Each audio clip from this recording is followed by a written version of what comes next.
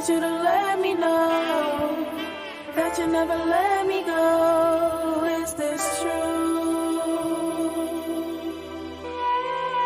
Yeah, Zaha, I'm a loner. I'm borderline in Mexico, my mind's in Arizona. Yeah. I'm the symbol of a prince, and you fine as Apollonia. I'm a doctor, a bachelor, a master, my fourth diploma. The cashew from off the corner.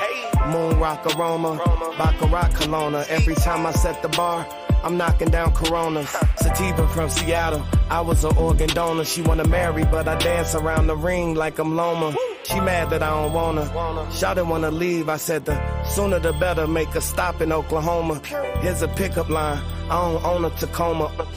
Who ain't ever heard of Williams Sonoma? But I smoked a blunt with her, so why would I stone her? She talking in my ear, I'm like, I don't belong here. Cause I see through them lies like lingerie. You ain't gotta enunciate, I know what you wanna say. She said, I just wanna run this place so that I can run away with you.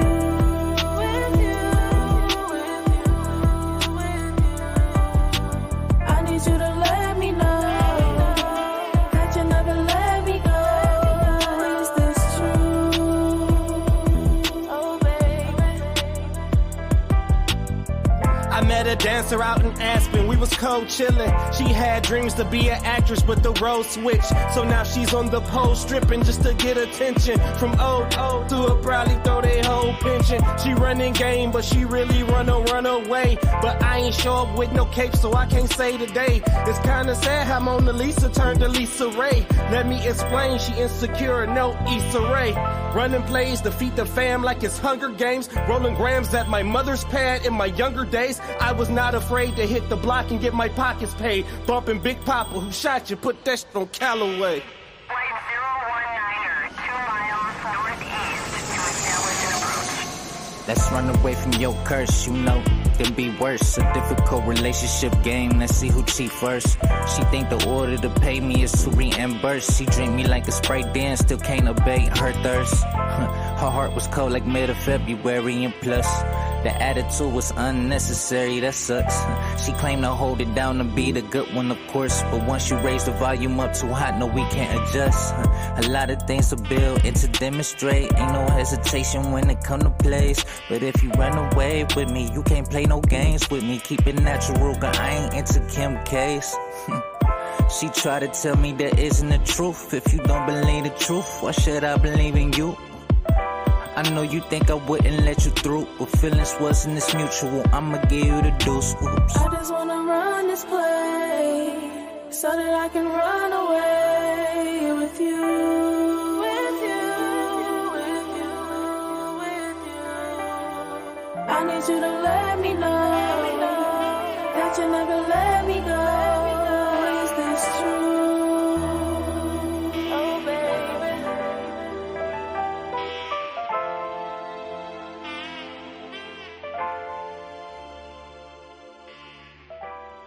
I wanna take a flight with you. Flight I want lovers. our dreams to all It's all flight come lovers. true. And I Can't- love you because you are who you are. We're gonna shoot for the moon, we're gonna land on the stars, we're Third gonna out. make it out. They talk like they been in it. They acting like I'm new to this. Instead of trying to hate a soldier, go on here, salute me. Try and play me like a loser until I get victorious. Say they sleeping on me till I wake them up like Morpheus. Get it? This point is trying to protect me when people disrespect me. Saying life a game of chess, but dog, don't check me. You try and come for the king, then I swing out at night. Bishops coming by the sight. What you mean? Say if I get rich, I'm trying to overfill the plate. While you spending cash material, I'm buying real estate. Why you sign your soul to them people? Now let's negotiate. Now he think he gang, but really don't affiliate. Then they get exposed to the media, get humiliated. Feel like I'm getting greater at seeing to really fake. Taking these trap for a note. This ain't no major take. It's all flight levels. Now let's fly and shake. I wanna take a flight with you. I want our dreams to all come true. And I love you because you are who you are. We're gonna shoot for the moon, we're gonna land on the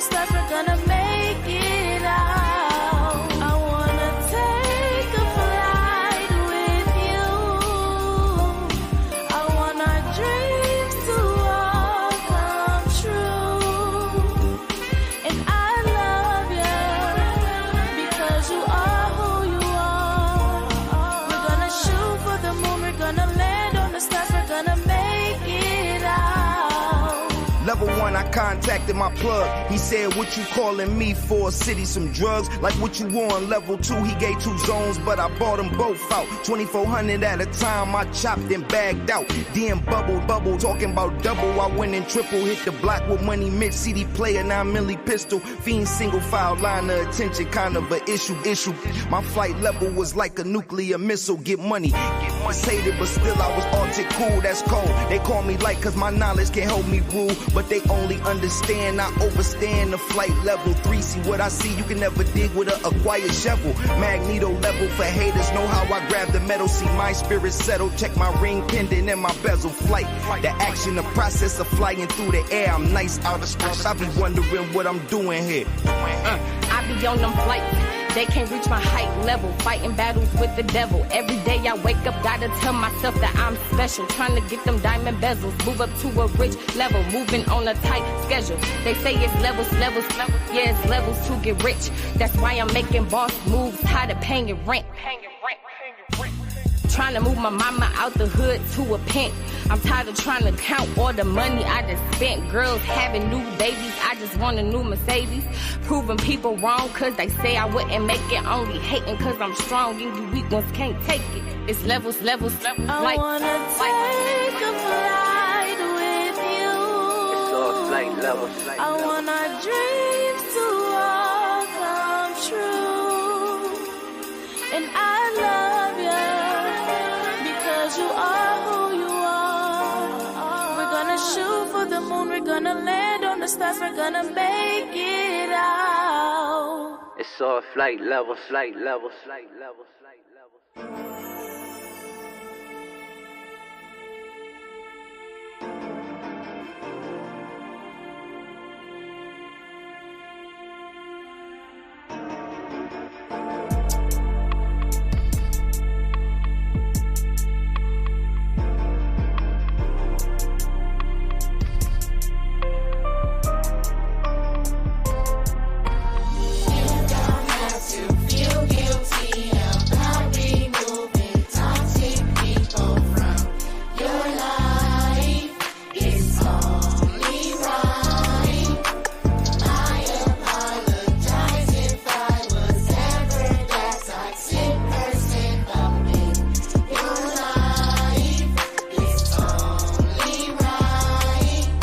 Only right if I'm gonna keep this thing from going left. Yeah, I try to show you new light, but you show me death. You see every block, it's a different test. Wake up. Say you pay for this, you can't keep Hello. Cook a hater what? We already prepped. Keeping that bad energy from mommy, show me what is best. You gotta stay ready, so you ain't gotta get ready. Come on, New York. Come on, New York. That's what they say. I don't scare easy unless it's the IRS. Listen, that's what mother always told me. That's what you need to be afraid of.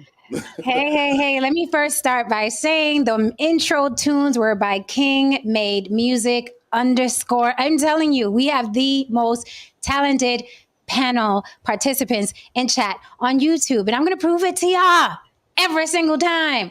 So please, by all means, support that brother King Made Music _ on Instagram. Thank you for being here. Everyone hold us down, chat. I am YouTube's bad girl and your favorite devil's advocate, Jen, up on the block with Jen. You can reach me on all social media platforms. And if you need more of me, go on over to TikTok and Instagram, On the Block with Jen. I posted something real naughty and wet. Did you guys see my video, the black and white joint? Okay, I saw your ass in my frame today, but I was on the train and couldn't click on it because you know when you're underneath the ground, it won't. Yes. And I'm just clicking. I'm clicking on your ass, and I can't get the ass to come up. Let me tell you something. It was so funny. This girl I know from online, she was like, you just want to show your ass. I said, honey, the day I decide to show my ass, you're going to see it. I'm not going to half step. Now, I know, listen, I choose burlesque type of sexy. You give a little and then you take it away, right? Women, unfortunately, think sexy is let me twerk and show the ass crack. Sometimes it's give a little and then take it away. The artist seduction, right? And a lot of these young girls don't understand that. They think, sexy is let me give you everything now. And then what do men do? They get bored and then they go move on to something else. You got to get in here sometimes every now and then. So I gave y'all something Sexy, right? You know, listen. But I was very careful. I froze each frame myself to see if there was any camel toe or ass crack. You know, so I was like, because you know, guys are slick. They'll screenshot it and blow it up. And I was like, let me see. So when it was in color, you could see my ass crack and other shit. So I was like, let me flip it to black and white. But if you want to see if you can see my ass crack, On the Block with Jen on Instagram, and it's my last post. Go see. Maybe you'll see my ass crack. I don't know. As a man, I will say yes. I like the breadcrumbs. It's the breadcrumbs are sexy. Okay. Right? Rather than you take a fucking hero, you trying to shove it down my fucking throat. It's just like, hey. Which a lot of women are doing, and we have to do a topic on that. We really, really do, because I get, you know what I mean. The DMs were crazy. The inbox was crazy. You know, motherfuckers are like, you know, I'm gonna be in Vegas in 2 weeks. I'm like, okay, I'm not a tour guide, but welcome, right? But welcome. Right. You know, and I try to Wait 1 second, Jen. Okay. I'm not gonna let you get off the hook that quick. Ah, shit. Hot seat already? We're not even half an hour in. We got to get into this because you know the women were sitting here and having these opinions and so on and so forth. Mm-hmm. They never have these kinds of opinions when they see the half-naked fat women out here. You know what I mean, throwing it out there and giving us stomach and lack of necks. And you know, it's always yes, queen. Yes. why do we clap the poem? The penguin. The penguin. The seal clap. Yeah, the seal clap. Yes. You know what? Where's that same energy when there's a woman who's an appealing woman? Like, see, Haram, but that's why it has to be a topic, because you're absolutely right. If I were 300 pounds and I posted that video, I would get the yes, girl. Yes, you confident. Look at you. You live in. You're right. You are. I can't deny. You're absolutely right. No one would be like, you just want to show your ass. They would be like, yes, girl, confident. Body positivity. This is body. I'm telling you, it's a topic for another day, but I hope you guys on the Block with Jen and Instagram go enjoy. Yeah, Jen, you're not representing body positivity, Jen. No. Damn, I tried, Lily. No, that's not body positivity. I mean, I showed a look that I was working out. You know what I mean? I kept it wet. You know what I mean? To show definition. No body positivity. No body positivity. Nope. I tried. There's a weight you know limit. what? You know what? I'm about to have a couple burgers after this, so let's see what happens, Lily. I'm not positive that anything is going to happen. I'm going to damn sure try, damn it. I'm going to grow this gut out until I get nice and positive. At this point, that's what you need to do. Okay, let's bring it back. We are here to work, damn it. Welcome to On the Block with Jen. This is my beautiful panel. Chat, hold me down. If you want to support the show, help mama keep the church lights on, buy me a smoothie. By the way, I must say thank you to the people who cash apped me when I was off air. Salute to you, gentlemen and ladies. Okay, I appreciate you very, very much. You can cash at me On the Block with Jen. That is where we can be discreet. A lot of people don't like other people seeing where their money is going. However, if you want to be a sponsor, please shout it out and I will shout you out here. I'll be more than happy to. If not, if you don't give a damn, you want to throw your money all around the internet, throw it in a super chat On the Block with Jen. We will read your comment, pull it up here, and we'll dissect it. You're also welcome on the panel. Tonight's going to be hot. Okay, we're going to hurt feelings tonight with this subject. Tonight's going to be hot. If you want to come up and rebut and argue with us, you are more than welcome. The link is in the chat. I will pin it to the top. Please come on up here, but you have to show your face. That's our only rule. You want to talk shit to us, you got to do it with your grill, okay? We don't argue with avatars up here. Take it home to mother. Okay, if you want to argue here, you got to show your face. We're showing our faces, so respectfully, we'd like to see yours. With that said, welcome. Thank you for being here. Thank you for giving us your time. Chat, hold us down. Let's introduce my beautiful panel. If you're meeting us for the first time, Lily. Do I introduce myself or is Haran going to introduce me as Lily? Oh, David, you missed that one. I'm going to clip it though, David, and I'll tag you too. We all imitated each other yesterday. Yeah, that was good. I'm Lily of YB Limited. That's the letter Y, the letter B, the word limited, the way it's spelled here on the screen. You can find me here on YouTube as well as Facebook, Instagram, and yes, TikTok as well. All right. I started my career as a makeup artist, and I moved on to being a model slash actor, and all of those roles led me here to the block with my team. And I am Mr. David Hand. That is Mr.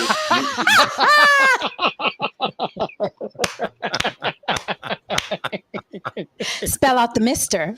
Right. Put some gray in that beard, man. Right. You're not going to get away with this, David. I am Heron DeMarco, musician, music producer. You can catch me as Dangerous DeMarco on Instagram, and you can catch me as Heron DeMarco on Apple Music and Spotify.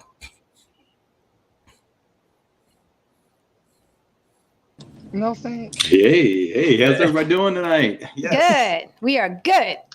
I'd like to say cheers to everybody. Had one hell of a day. Working on some content. Definitely working on some content. You can catch me at Saint No Saint on IG and YouTube. That's right. Working on some things, and as you can hear, I still have my dog. I'm working on a new studio in the next couple of weeks, just even in a different place, where it's a little bit more quiet. But right now, this is where we're at. And I am David Hand, Mr. David Hand, mostly on Instagram. I am a fashion model here in New York City. I'm also a runway coach, a model lineup curator, a show producer, blah, blah, blah. Surviving 30-something years in corporate life as a creative director, and now coming at you live on the block. All right, guys. And please, I won't throw up the banner up just yet. Please, please, please. Yes, I said please, baby. It's the only time I beg, okay? Unless I like you. But please, please, please follow all these wonderful people. We are going to get together in person. We are going to have content for you in person. We're all bringing our talents together. Mr. David Hand is going to teach us how to walk a catwalk. However, if you don't follow all of us, you will not get the content because we don't know who's going to drop it, okay? I'm not going to drop all the content. We're all going to drop it individually. So you have to follow all of us so you don't miss the content. We're all going to be together very soon, and we're going to have content for you in person. So if you're nosy, you want to see what we're like in person together under the same roof, follow all of us, okay? Because you don't know who's going to drop it first, okay? You won't know unless you follow everybody. So thank you for being here. Let's get into the fluff. You know, we fluff you first here. No pause.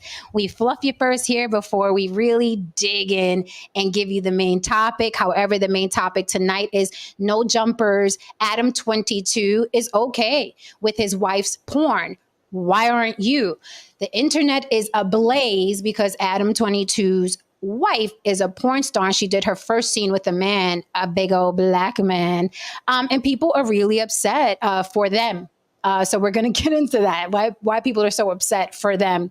But before we get into that and argue about that, and again, you guys are welcome to either argue in the chat or argue up here, let's fluff you a little bit. Lily, I know you had something for your desk, and then anyone else who has anything from their desk, by all means, please throw it in. Well, yes. This is coming straight from the White House desk.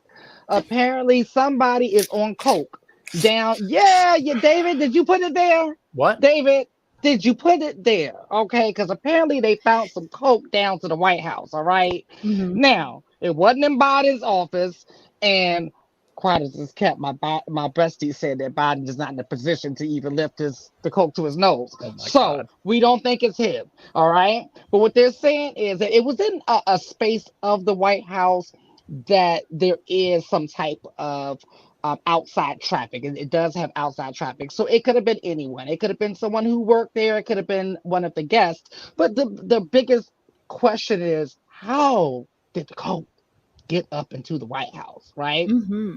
Yeah. So they're trying to figure out this right now. They're saying that it has been confirmed that the powdery substance is what we thought it was, and that the law enforcement are, they're just trying to figure out where it came. So they had a brief shutdown, but we still haven't gotten down to the bottom of it. Now, what I would like to think is that there's a lot of cameras in the White House. I mean, wouldn't you think that? Like, and not just camera, because if Macy's got a camera that can go into your purse, like to know that you done got that lip gloss or that pack of gum, how does our White House not know who dropped that bag of coke down there? Yeah, so I thought that was a really funny story right there. You know, everyone was like Hunter. Right. I mean, Everyone. yeah, I mean, right now he's like the most viable suspect. So, Yep. And yeah, even Democrats were like, I mean, I'd be Damn it, shocked, Hunter. you know, I'd be shocked that people weren't on coke working in that White House. Yeah. Oh, that's a new reason for it to be called White House. The White House. There it is. That's what it was. Yeah, crazy story, but that's what people do. People drop their cocaine. I was out here one time at this little lounge and stuff, and this guy was dancing, and his little pack of cocaine fell on the floor, and I just casually tapped him on the shoulder, and I was like, dude, your coke fell. He was like, oh, thanks. Picked it back up. So I don't know, but you know, this is Vegas. I don't know. The White House. I thought the big bag of coke a couple weeks ago, right? Okay. Now I'm a nice person that would pick it up and give it to you, but the problem is we live in the days of fentanyl, right? Yeah. So Right. I can't take those, you know, I can't take those risks. But yeah, I'm the person that would like, here you go. Who wants this coke that I bounced on Penn Station, you know? But You like it, I love it, baby. You like it, I love it. YOLO. Yeah. None of my business. Must be a At slow news all. day. Must be a real slow news day. Right, Like, right. "Who found some coke in the White House?" Like, Right. Did you leave Yeah. your coke here? Anyone? We're just Well, gonna. the owner of the white powder. White powder. Hello, who's for white powder? This? Yep. All right. Yep, Who else it's has Coke. something? Oh, I'm sorry. have- Go ahead, David. I have a little something on my desk. Nice. I love Let's it. get it. Fluff us, 'Cause David. This has Fluff always us. kind of been like that mystery to me, but after 29 years, former mayor of New York City, Bill de Blasio, and his wife, Shirlane, are separating. No. They say that they are going to stay in the same house, but that they will date other people. And What? yeah, I know. It's a really interesting and evolved setup, I would say. Now, she identified in the 90s publicly as a lesbian. Okay. And Did she? she did. And she kind of, when she met Bill, she kind of she really put it very eloquently, and I'm going to have to find the quote she gave, but you know, it was sort of like it wasn't the path she thought love would take her on, but nonetheless it did, and they had 2 kids, and they were married for 29 years. They say that 29. his mayorship and his failed bid for president had something to do. I'm sure that puts a lot of strain on a marriage and everything like that, but that was kind of a minute ago at this point, you know? Right. So yeah, I'm always a little bit curious about that when after Like 20, 30 years. Yeah. Mhm. Right. It's like, Right. now you're gonna get a divorce? Fuck. Yeah, like Patti LaBelle was like 35 or something, and I'm just like, when did you even? I'm trying to figure out between it going rocky and the moment where you're like, we can't do this another day. Right. When did that start? How many years was that? Was it year 15? Was it year 28? 'Cause, no, I refuse to believe it was year 25. Like, I refuse to believe that. Yeah, Here's but what she said. So the words she used were back in, this is in 2013. She said in regard to, you know, becoming what we call a has-been. Okay. Got it? That's It's the opposite of a yesterday. Used to be gay, Okay. but yeah. guys, Okay. come So is on the- is- with these terms, I'm man. about to say, and is this another letter that we're going to add into the? This is ring? just something offensive that will get me hate mail from. Oh, Okay. okay. Because I was like, great. Lily, you My know I'm ready. community. 2 LGBTQIA plus. I'm ready, Lily, for the next letter. It's a So, challenge. right, yeah, right. Now we're gonna have a new one. But so she said, putting aside the assumptions I had about the form and package my love would come in.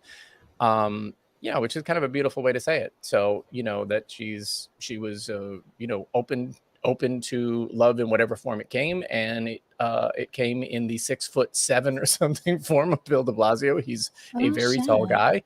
And yeah, here they are 30 years later, same house, separated, you know. Is don't know this if they're is gonna get a that divorce or not. is that why she grabbed my ass in that picture? Oh, Exhibit A always Hey, shows all up. right. Exhibit A always shows up. That's like a little Lord, That doesn't Look look at like, okay. y'all. Wow. That's a throuple right there. I was just about to say that looks like a porn moment. It's like the next season of White Lotus or something. Hello. I mean, listen, I got stories for days, but I will say this. That was actually a Puerto Rican festival, and I had to introduce de Blasio, and the Puerto Ricans started booing. And you know me, I give zero fucks. I do it on a small panel. I did it with hundreds of Puerto Ricans out there. I got on the mic. I said, we're not finna do this. I was like, you cannot like him. Let the man say what he has to say. Okay. So I had to quiet the crowd and let the man go up and say what he had to say. And then when he got off, the stage, and he was like, how'd we lose you? Like, because I'm in Vegas and I'm from New York originally. He was like, how'd we lose you? We need you back in New York. And I was like, I had to go. Bill had to go. But I just wanted to say, thank you guys for coming. You guys are a beautiful couple. And I did that on purpose because they were getting a lot of hate. She gets a lot of hate because she's a dark-skinned Black woman. So I do it on purpose. Like, you know what I mean? Like when I see people getting bullied, I'm like, I'm going to use my privilege. Fuck y'all. Even if it's a crowd of Puerto Ricans. I thought it was tacky. You know what I mean? Like it's an event, you know what I mean? It's a family event. It was a Memorial Day event. And I'm like, let the guy say what he got to say. You ain't got to vote for him or like him. Let's not be assholes, right? At the family he was picnic. coming on the heels of what's his name, Bloomberg. Who had these controversial stop and frisk policies with NYPD, and de Blasio's ace in the hole was the fact that he was in a biracial relationship. They had 2 biracial kids and everything like that. He was certainly not a cult of personality. He wasn't charismatic. He was kind of brown shoe, and but got it done for 2 terms, and now he's not there anymore. Yeah, and like I say, I don't hold anything personal against any politician, from Trump to Barack, because I don't have a dog in the fight. I just see them as people who have jobs. I don't see them as our saviors. They're people with jobs, and if I like them, I like them, and if I don't, I don't. Like, I love AOC. I don't know a damn thing about her politics. I just think youngest, Bronx, New York, Puerto Rican girl, go ahead, girl. And I don't care if that was her, being a politician or being the first Puerto Rican woman at Apple. You know what I mean? It doesn't matter to me. You just did something that was extraordinary in my eyes. I don't know what the fuck her politics are. I just don't. I just see a Bronx girl. So that's my little story with the de Blasios. But, going back to something Lily said. Huh? I didn't know you were a unicorn, Jen, or a potential unicorn. Anyway. In a polyamorous situation, what they do, a lot of couples what they think of doing is that they go out there and they go find a little third. That's their little special. Don't even. It was such an Haran, that's an innocent moment. Don't ugly it. In their eyes, they probably saw the potential. You just thought you were taking a photo. I'm just saying. I was like, just a photo. But going back to their arrangement, like Lily said, people are just sexual. Right? So she found her love with a woman way back when, and then she found love with de Blasio, and I mean, they were together for decades. And again, it shows that relationships are changing. It's not traditional anymore. I would love to, people are, you ever going to get married? I'm like, if I can find a man that accepts that maybe we live in 2 separate homes or 2 separate sections of the house, you're not going to be on my ass and I'm not going to be on your ass, then yeah, I'll get married. But what man is going to accept that? I don't know. If he's out there, maybe he is, but I don't feel like searching for him. I got other shit to do. Right? Also, these are, they're, I don't know how old their ages aren't in the article, but they got to be in their 60s, right? Yeah, I would say, I would guess. I would think. And so at this, to like, and what's that? I have a different take on this. Oh, but like entering the dating pool, at 60, it's, that's also a, sort of another interesting factor of this. I mean, granted, they're both, accomplished professional people with bank and all the trappings that come with it. But, I think that's another interesting aspect. Haran, I'm dying to hear what you have to say. I think she's just like, okay, this guy's political career is in the toilet. He's maxed out. He's peaked. I got a couple of quadroon kids out of this. I got some money over here. You know, let me go back to this box. I don't need to put up this charade any longer. Let me go back to this box. Let me still live off these resources and ride this son of a bitch to how many years I got left. Sounds like a hell of a retirement plan. That's just my take on it. I think, but you know what? I think they both got if that's the case, or if that's not the case, if it's what Jen said, or if it's what you said, I feel like both of them are still getting what they want out of the situation, and that's all I really care about in life, right? Because let's just assume that it was a political arrangement. Well, he benefited, she benefited. You know, David, I'm with your face, David. I'm with your face. You're with David's face. I'm with years. David's. It wasn't political. They weren't political. They were working for Mayor Dinkins when they met. You know, like they were office workers. You know, it wasn't like they were who they are now. Yeah, I'm with David's face, because if you are going to do the political arrangement, why pick the darkest black woman you can find? I would think you pull that cookie cutter Stepford wife if you're doing it for looks. That shit created a hell for him and her.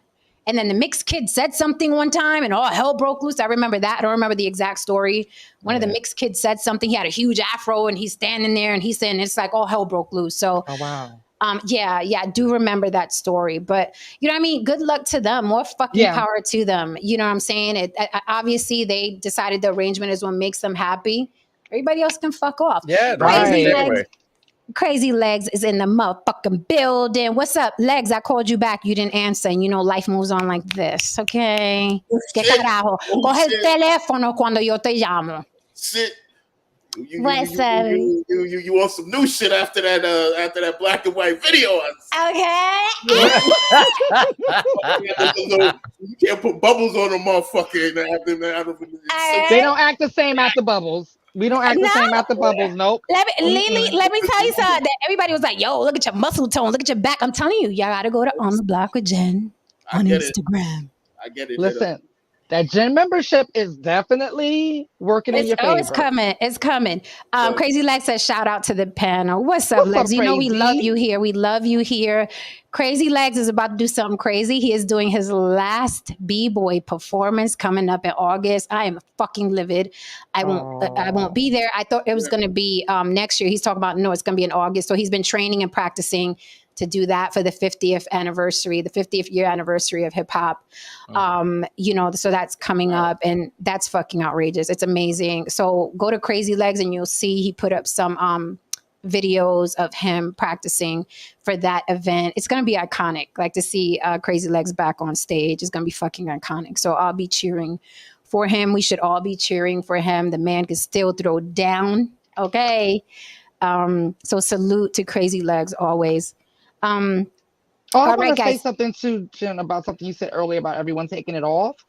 Yes. So I'm seeing a lot of women in music that are speaking out, and specifically they were talking about the Essence Festival this year. A lot of people were disappointed with a couple of things. I'm not going to go as far as to say disappointed with the whole Essence Festival. I did hear disappointment from the vendors, but you know, we take that with a grain of salt. That could be a million different reasons why the vendors didn't make their money back or whatever. But the biggest thing that I'm seeing is people, you know, Janelle Monáe, she flashed her breast on the stage. Correct. Okay. And someone else took it off. Oh, no, they didn't take it off. Meg Thee Stallion had the twerk thing going on the stage, like some type of like letting the girls come up and they're twerking. At the Essence Fest? And that's the issue, what you just said, is because the issue is because we always had spaces, safe spaces of class, right? And now those spaces are even being infiltrated, right, with the debauchery and the degeneracy. And that's the issue. And that's what pissed people off, because they're like, okay, what else do we have left? We don't have anything left where we can have, because that's a family event, that's a classy event. Correct. And a lot of times when you speak up about this, the first thing that people say is that we're haters or we're old. And it's like, no, we don't even have a problem with any of that. What we're saying is, like, can we have like specific spaces for specific things like we once did. That way, you know, if I'm going to go to the Essence Festival, because this weekend I don't want to see no one's ass in the air. You know, I don't want to see anyone's titty on stage. I just want to see good performances, great classy people. But if I feel like twerking, then I'll go to the Meg Thee Stallion concert or something like that. And that's not to say Meg can't even go up there on the Essence Festival and do her thing, but just kind of do it in a more Essence type way. Even if you notice with Essence, when they've taken some of the female rappers and put them on the cover, you notice they polish them up. Absolutely. You know, they don't look the same as they typically do. Everyone tends to look really good on Essence cover, right? So that was like the last straw for quite a few people, because they're just like, we don't have anything left without this anymore. So has Essence also commented? really quickly, I just wanted Crazy Legs, please follow him at Crazy Legs BX. It's right there on the screen. Also hit that like and subscribe for Mama and the panel. Crazy Legs BX, please follow Crazy Legs to see his journey to his last B-Boy performance. Continue, David. I am actually going to pull up what you're talking about, Lily. Go ahead. Yes, and David's point, that's the part that pissed people off when it was Essence response or their post to it. It was their pre-post. This is before the backlash. It's actually some of what caused the backlash, because I think Janelle Monáe's song is like policing or something, or you're not going to police my body, or not going to police my breast, or something like that. So they put up Essence itself posted the video of her flashing her breast and saying the caption, "You won't police Janelle Monáe's tits or breast or whatever." And people was like, "Oh, so y'all good with this?" Wow, yeah. Okay, because it's bad enough that it happened. Oh, but y'all good with this? Yeah. So yeah, that was the issue. Because Essence Fest has always been very glamorous. Right. You know what I mean? It's so nice, like beautiful in fashion and everything like that. And that's a goddamn shame. When I was Ubering, I'd go down, because that's a big weekend too. That's especially during the slow summer when all the festivals go away. And I used to love Essence Festival down there. But from what you say, Lily, because contrary to popular belief, see, people start saying, "Oh, black people don't tip." It's not even near true. Right, that's just something people. I don't know how that. Black people what? Black people don't what? Tip. Don't tip. Okay. But That's I never. true. No, that's not true at all. Well, we can do this though. Yeah. But not in an event. I don't know. In an event like that, I think the class of people that were coming there, they had money. You know, a lot of people from Atlanta were coming there. But as far as the vendor goes, I did hear something. And I'm not 100%, but I heard that they were pushed out further from where the foot traffic was, and that's why they didn't make the money, because, and I don't know what the reason for that was, but I have heard that. I have heard the vendors came up like losing money. So I'll throw a little dirt. I'll throw a little dirt on it. I'll be devil's advocate, right? I used to host at a restaurant in New York City, and a lot of the complaints I got from the waitresses were that black people weren't tipping, or there was always some friction between them and the wait staff, or the people eating always wanted to separate their bill. Say if it was like 4 or 5 people eating, they wanted to separate their bill, which made it hell for the wait staff. So there is a certain demographic. It's not exclusive to black people, but there's a certain demographic. Watch your mics. Please watch your mics. That shit sounds crazy in my headphones. Go ahead, Lily. No, you're right. There is, and I hate to say this because I waited tables for a long time.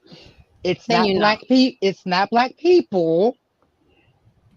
The ones who have the worst reputation when it comes to tipping, to the point where you go to any restaurant anywhere in the USA, the ones that people do not want to wait on are black women specifically. So unfortunately, on that note, let's see what they were talking about in Essence Festival. India.Arie dropped a comment, and then I'm going to show you the video. The video is absolutely repulsive. I'm looking at the clips, and I'm going to say this. If someone showed me that video and said, hey, Jen, guess what event this was? The last thing on my mind would be Essence Festival. Like the last. But I'll let you guys judge. Hit that like and subscribe for Mama. Please follow my beautiful, beautiful panel, okay? We about to blow up in this bitch, and y'all better get in now. That's all I'm going to say. Fuck around and find out when it's too late, but all right. So I'm going to share the screen, guys. Yeah, this is a tad repulsive here. I was like, all right now. And we'll read what NDRE said. Can you guys see that? Yep. Okay, perfect. So the type is tiny, so I'm going to read it for you real quick, and then we'll slide, and I will show you the videos. So NDRE responded, and you know NDRE is a singer. She's a neo soul singer. NDRE says the issue is what is context. Humanity does everything, but does everything belong on a stage? No. Is everything for kids? No. Is everything for everybody? No. So when we as a culture make something like this mainstream, it shows a lack of discretion and discernment. To those in the comments who laugh at anyone who wants these things for our culture, you certainly have that right. Just as many folks have the right to want our mainstream international export our music to show us in a respectful light. I'd like to go on the record saying this won't age well, and that's my issue. I love Janelle and Meg the way I love us all. And I don't like this moment. Don't bother debating me, laughing out loud. I don't care. And I do this. For 25 years, I've done this. So read, ponder, or don't. Now let's go to the videotape. She's not the average girl from your video. No. And she ain't built like a supermodel. And she's not her hair either. So don't go there. Okay.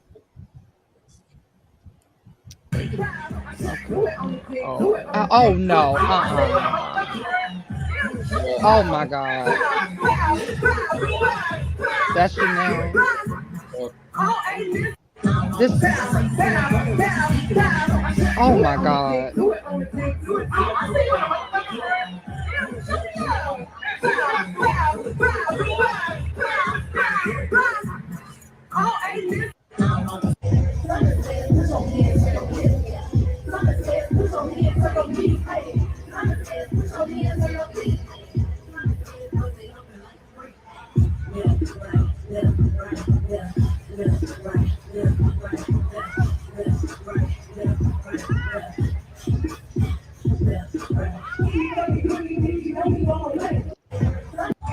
Wow.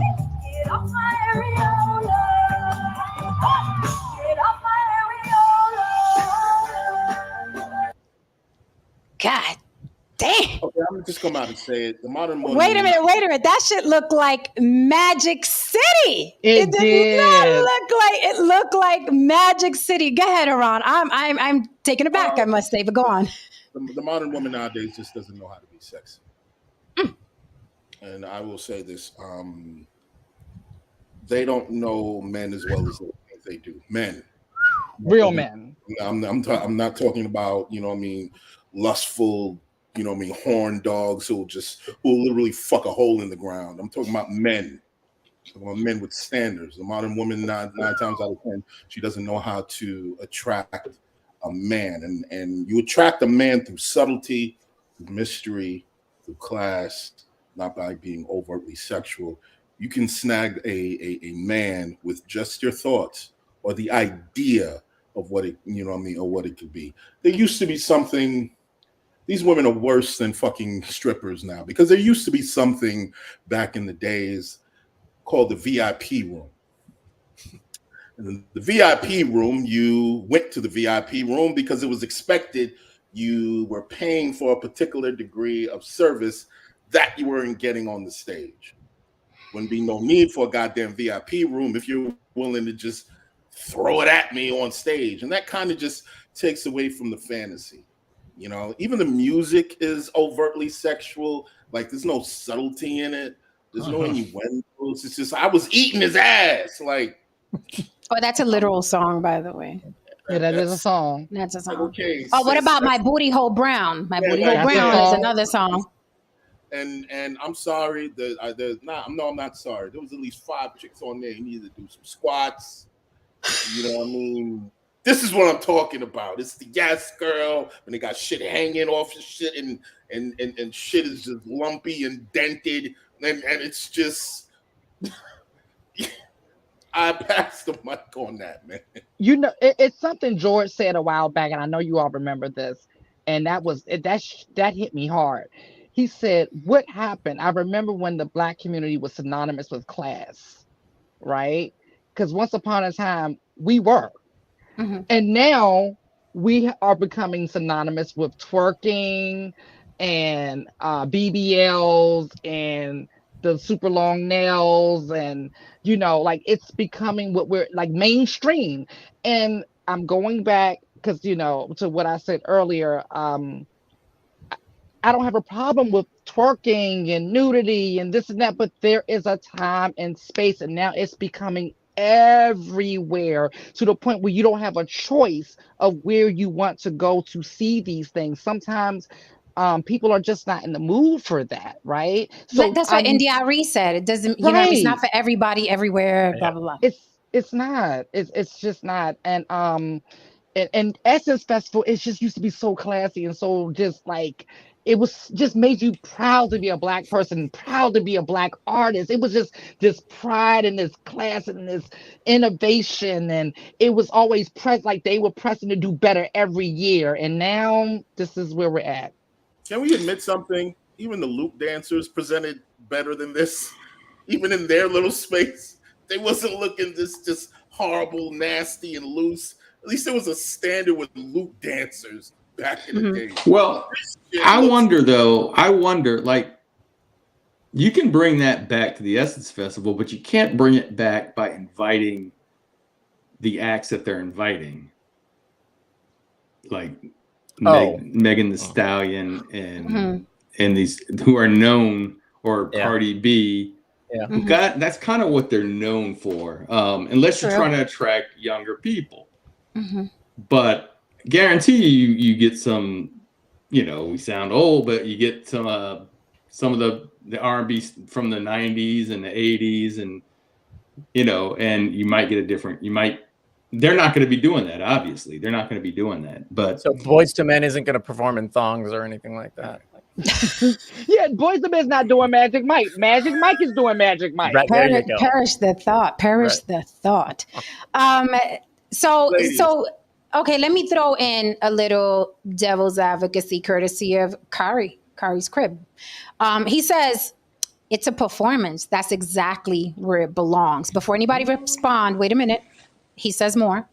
Kari says, now if it was a brunch, I might say something. It didn't look like Magic City. It looked like a stage performance, right? So here's my thing, and here's my devil's advocacy. These women, it goes back to something Haran said. Back in the day, women would protest that they were being sexualized by men. Now that the ball is in their court, they're like, I'm cracking it for everybody. So was it that they were mad that they were being sexualized, or they weren't getting a cut, right? They weren't getting cut, because that's different. There's a difference between don't sexualize me, and it's like, motherfucker, I don't mind being sexualized, but where's my money, right? Which is a very pimp hole relationship, right? So are these women pimping themselves, right, under the umbrella that men like Kari and many, many, many, many other millions of men are going to applaud this and fight for these women to act this way? Are the women leading the men, or the men leading the women? Because remember, the Black community we've established is a matriarchal community. So who's leading who? Because you pull out a fat ass and Black men turn into little maggots with their tongues out. That's what they turn into. They have no discernment. They get these women pregnant and they're crying in court. They have no discernment, no dick control. And you guys can get mad and clap back. Cam up. The link is pinned to the top. If you want to say some shit, come on up here or super chat it. So, devil's advocacy.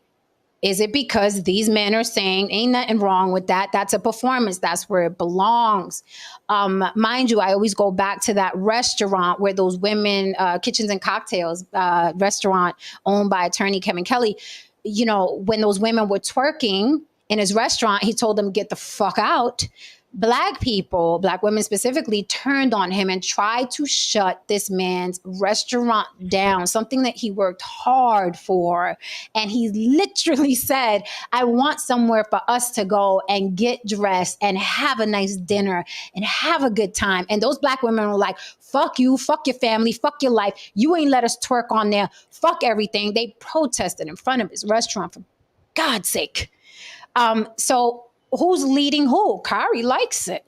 And Kari's not alone. Kari, you got to look at Essence Fest. It does look like a stage performance. It was a stage performance. The question is it appropriate for that particular program? Historically, it hasn't been that kind of thing. And I don't know if they're trying to make strategic moves to get with our trashy times. I hope not, because I think what we're saying here is that we're hoping that this is this bastion of dignity that Essence has always been from the beginning. And to your point, Jen, I think that with the ball in the women's control right now, they're not going to say that this is sexualization. If men call it sexualization, they're going to say, no, I am being free and I am being my true authentic self and this, that, and the next. And no, I'm not going to fuck you. And that's why men are mad. That's another layer. Let's look at this from another side. Ladies, if you go to Magic Mike, and they said, hey, we got a brand new set of, Magic Mike dancers come out. And these guys are coming out. And these guys are gutted out. I've been. Continue. These guys are gutted out. They got no necks. They're 5'4". They're micro penises. They have all of the, but it's a performance. It is a performance, and you paid for this. These guys, yes. Are you as supportive? Hello. Or the sort of flipping that. I don't understand the question. Is like, what if the opening act paid for a certain thing in a particular space, and you want a particular standard of a performance? Yes. Yeah. Absolutely. You go there and you see nothing but pot-bellied micro penises, men who can barely gyrate for a good 5 minutes. Are you going to be angered? Are you going to say, yes, this is body positivity, this is a performance? I want my fucking money back is what I want. Absolutely. Or to sit through to have to, like, the opening act is a 45-minute oboe soloist, you know what I mean, at Magic Mike. Absolutely. It is not appropriate for the program, women would be like, fuck this. We're gonna go to the strip club instead, right? But I get exactly what Haran's saying. That is, or let's let's take it there tonight. We'd like to go there now. Let's take it there tonight. What if they had in that same space, Megan Thee Stallion brought up 3 trans women on stage. Woo! Got the twerking. How'd you feel about that, Kari? It's a performance. It's a performance, right? Let me add a little bit more. First of all, thank you so much for the super chat, Fahim Jackson. Thank you for everyone who just walked in the room. Hit that like and subscribe for Mama. I appreciate that you're here. Fahim Jackson says, attack male rappers for perpetuating Black women in negative light. Then the first chance to change the narrative, you do worse. It's like Black cinema. We are mad about trash movies, but we make trash.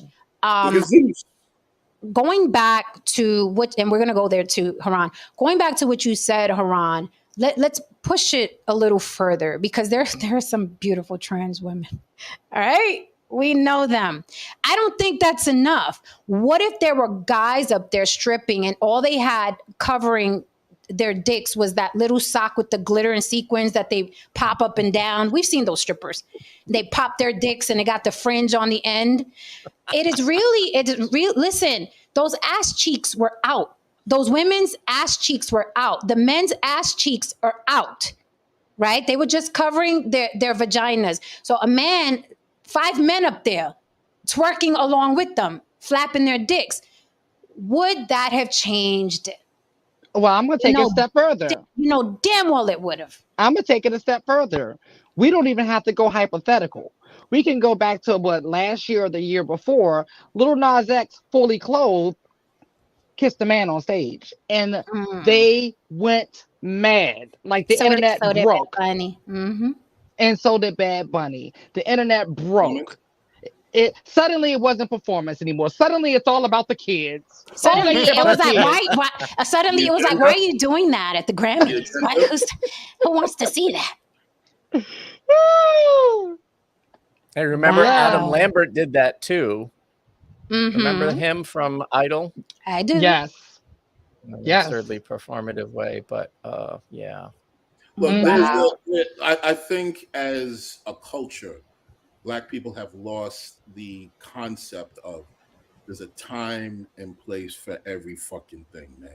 You know that. There's certain songs and certain ideas you wouldn't bring around your grandmother. You know what I mean? There's certain ways you wouldn't speak around your elders, even if you're older. You mean because it was understood that you give them that respect. It's a particular space.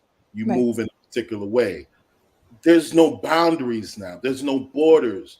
There's no compartmentalization now. There's just absolute chaos. And here's the problem.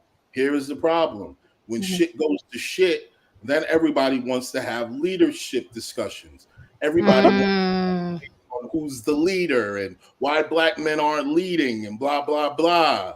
And then Black men turn around and say that, well, she's not letting me lead. And you're basically saying that you have to allow a woman to let you say that this is your house, and you have to allow a woman to let you say you make the rules. Doesn't sound very leadership like, because when you go to work, does your boss allow you to tell him that you work for him or her? Does your employer allow you to say that, yeah, you are employed by him? No, he or she basically says you work for me, and if you don't, you're fired, period. There is a clear understanding. So Crazy Leg says Haran dropping that heat. He also says Essence Fest is the new Freaknik. That is exactly what it looked like. That is what it looked like. This comment here, shots fired at the women, and I'm not getting in the way with the vest either. Prince of the Moon says, y'all, everyone knows it's wrong. It's just a societal taboo to say that when women do it, it's also wrong. It's not just indecent exposure. When a man does it, it's vice versa. I have to agree with that. The pendulum, again, has swung to the other side and broken off. We can't even tell women it's too fucking much. It's too fucking much. Just save it for another space. That's it. Just save it for another space. A lot of men have become cowards. You got to know how to put your fucking foot down. Too many of y'all are too afraid to put your foot down. Far too many of you are too afraid to put your foot down and say that, look, this ain't it. Because you don't want to either be seen as controlling, or you're just afraid to basically I can actually take control of the situation. You just want the title of leadership.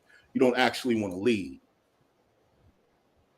Kari just said he's going to put on a collar shirt and camo. That's what I'm talking about. We got a standard on the block, bitch.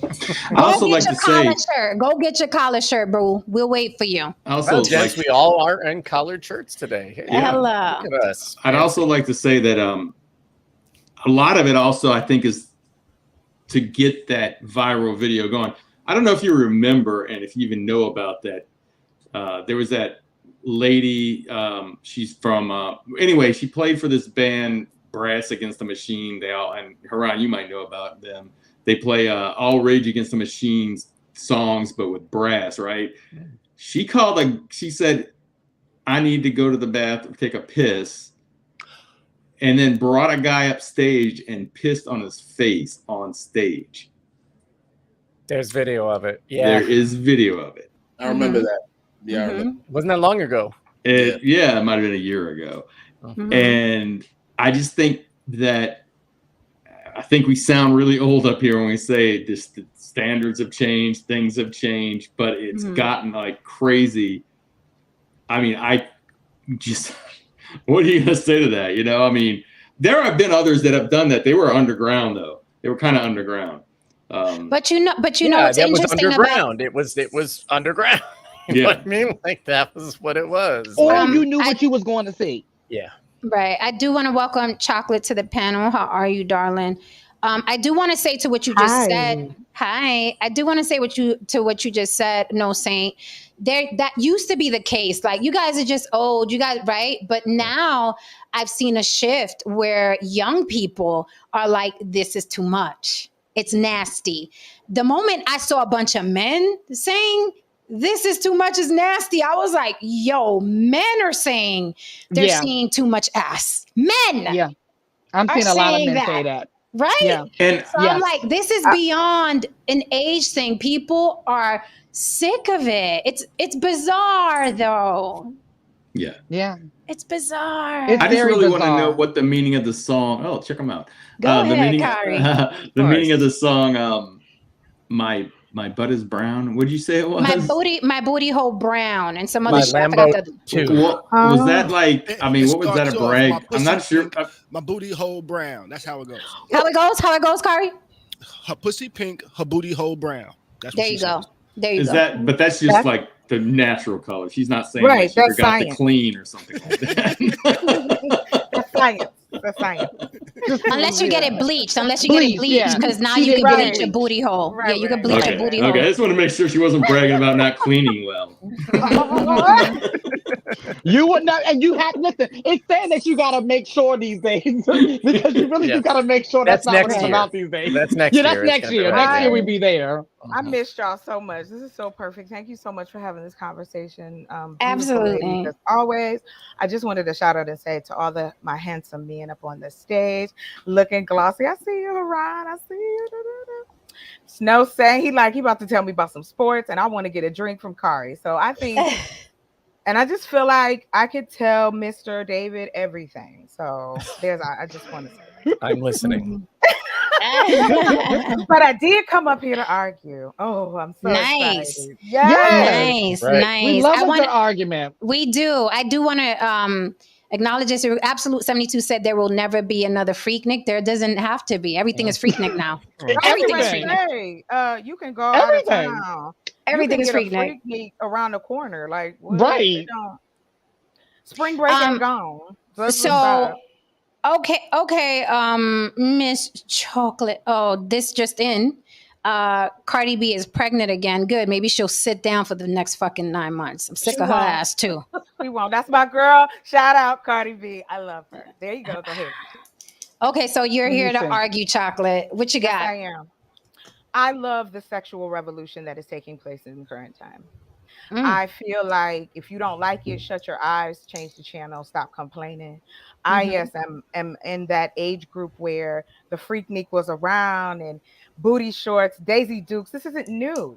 So we've heard the same conversation in the 90s. We heard the same conversation in the 80s. Sex is what it is. We are supposed to be natural. Now, if you want to get on stage and get pissed on, that's your choice. I'm not here to tell you. Now, do I think that's safe? No, I'm bothered by that. But it wouldn't get me to the place where I feel like, oh, well, you shouldn't do that, or so on and so on. As long as it's consensual. Wait. adult- Let me interject. It's not the piss isn't safe or the sexual behavior isn't safe. What do you feel not The safe pissing. about? The Oh, just the pissing. pissing. Okay, Just the continue. pissing. Yes. So coming from a different background, I was raised to be very comfortable with my sexuality. I don't have a problem with the things when people say, oh, they watch porn or they do this. We are just a sexual people. But the problem is, and why all this complaint about it's too much, is because we've been indoctrinated to be these, oh, keep it inside, close the door, it's too much, I can't see it. So don't look. It's not gonna stop. It'll be another revolution of it. And I like Meg Thee Stallion, Cardi B, what's the other girl? Doja Cat, the little Beyonce clone. I can't think of her name. And when I hear it, like I heard India.Arie had something to say about Janelle Monáe's video. Have you guys seen that video? We played all of that. We just played all it. of that. We played it. Have you seen the Essence Fest performance? No, Stop I it. haven't. I didn't watch it. But You I didn't did. watch it? No, I've been busy. I moved, so I've been busy, Okay. and I haven't had a chance to do it.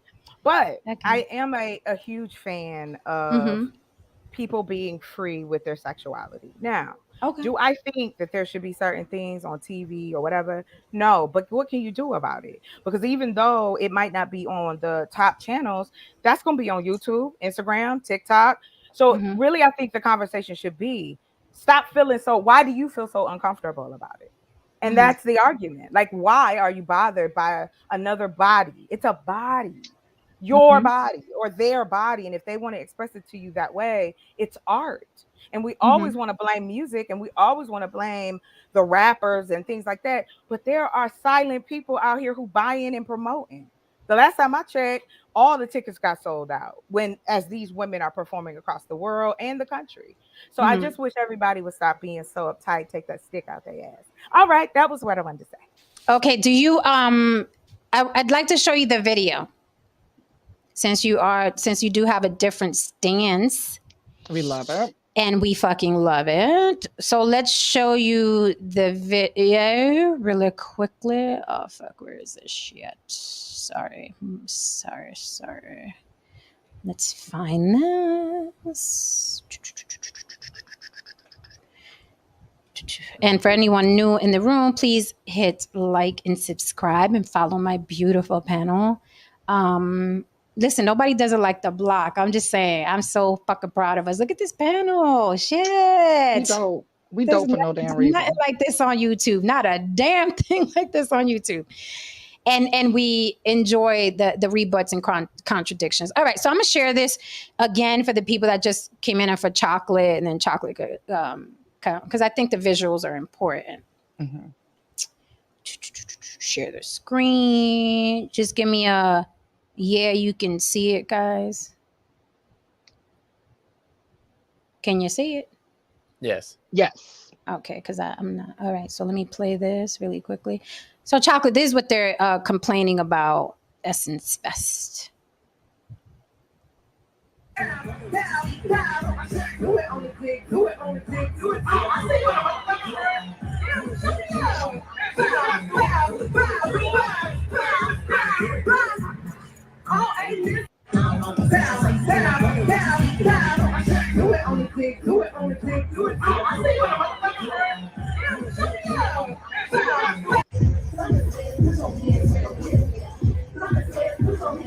You got a nice booty.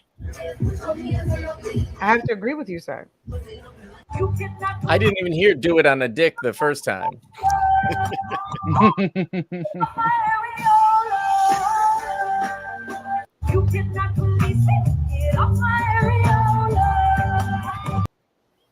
Okay, so that was the video. Okay. So what was the problem again? I'm sorry. Okay, yeah, we'll let people rebut now, chocolate. Yeah, I have a Go ahead. question. Haran, it looked like Haran froze. Are we concerned? Can anyone see me? Go ahead, Haran. Everything We all didn't right? hear you. Can you guys hear me? We didn't hear you. You froze. We All didn't right, hear you. cool. You froze. Okay, cool. So are we concerned about the children in this situation? Now, why would we be concerned about the children? Because it's Essence Fest? Okay, so keep Because that in they're mind. children? So, yes or no? And that's Does it matter where? Does it matter where they are? I've never been to Essence Fest, but what's that? Are we concerned about these things? Are we concerned about the children viewing this kind of content on the internet and so on, being subjected to this kind of behavior? Are we concerned about that? I'm making a point here. I'm asking a yes or no question here. Is it a yes or no? Kari said he's not worried about the children. No, he's not worried about the children. Okay, so is this only delegated to heterosexual people? Because anytime I see homosexual people expressing themselves sexually, we always worry about the children. I'm with you on that. Yeah, that's the same thing like politically. The moment David Porter shows up in a dress, not doing anything sexual, just in a dress, it's about an agenda and the attack on black male masculinity. The moment Lil Nas X kisses another person on stage, not gyrating, not having shit leaking out, we're worrying about the children. So I'm just wondering, when are we worrying about the children? Is it when it's only a homosexual act, homosexual people expressing themselves sexually, or is it we're not really worried about such things when it's a heterosexual act? I just need clarity so I know how to move forward and look at the situation. Whoever wants to go, because I'm all ready for that. What you said is on point, and I'll just wait my turn. Well, I don't have a problem with kids seeing things like that. Okay. You know. All right, and chocolate. You have children? Wait, do you have children, Kari? Yeah, I got 2 kids. My kids are both grown now. One's 20, one's 18. One's in the Coast Guard. One just graduated high school. Okay, so when they were, they've been cursing since they got on the internet and started playing games with older people. I told them, hey, y'all can curse, you just can't curse at me. You know, they've been cursing since they was little kids. You know, so okay. So we got a little Jada Pinkett Smith with your because raising. I remember myself as a kid. I remember I was in first grade cursing, and I remember somebody saying, "I'm gonna tell your mother." And when I saw them in the building when I was with my mom, and they saw me, I was like, "Oh, they're gonna tell my mom," but they didn't. But I just remember myself. So okay. So hold on, I got a question. So you have 2 daughters, right? I have a daughter and a son. Daughter and son. So they didn't grow up in this particular time where it was just everywhere you look. Because this is the thing. You know, kids are going to mimic those things. They already are. They're having Krishan parties in the kindergarten and first grade now. They're mimicking what their parents are watching, and you know, they want to be a part of this culture because this is pretty much the only culture they're seeing at this point, right? So would you have wanted your daughter at a young age emulating what they're seeing on stage? Because that's what's going on now a lot in this generation that we're dealing with now. She's tried, you know. There were times when her mom or her aunt thought it was cute that she would like twerk or something like that when she was little and things like that. And I'm like, no, that's just not appropriate for her, you know.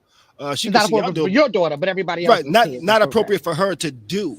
But y'all can do it in front of her if y'all want, but just don't tell her to do that at this point in time because that's just not her. But I can't control everything that she sees in the world.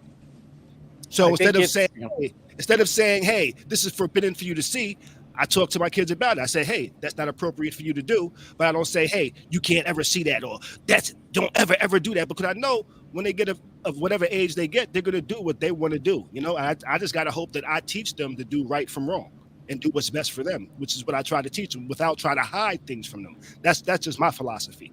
I didn't try to hide things. I didn't hide my smoking weed from them. I didn't hide my cursing from them. I didn't hide anything that I did from them. You know? You know, the problem I have is Haran makes a great point. People talk a big game when it comes to the children. For years, going to Mardi Gras parades, watching the young women gyrate to Push It at age 9 or 10 or whatever the new song was, you know, today, and they still do it. And I would think to myself, and maybe they were 14 or 15, you know, high school bands, and they're you know, looking, maybe twerking, but it's very, very out there. And I'm like, I don't know if I should be clapping for this. You know, I mean, this is somebody's, and it starts young. They have these little dance squads, and it starts young.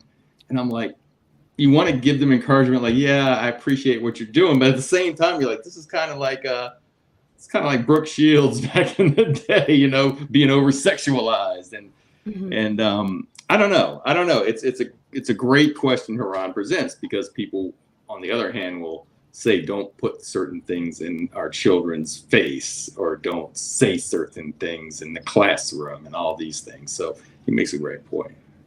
True, and I'm worried about the kids. You know, I think that is early sexualization. And on Haran's comment, you know, we've been through it here right on the panel. There's constantly that line drawn by certain people connecting not being straight to being into kids. You know what I mean? But it also leads to really complicated conversations that young children that we shouldn't have to endeavor with our children. You know what I mean? Like it is a deep and multi-layered conversation that they're not ready to have, and it's not appropriate to have with them. You know, when we're talking about objectification, but we're talking about sexual freedom and, you know, this, that, and the third. Pride is very over-sexualized. Pride is a family event, though. You know what I mean? So I would be concerned bringing, you know, if my kid were small.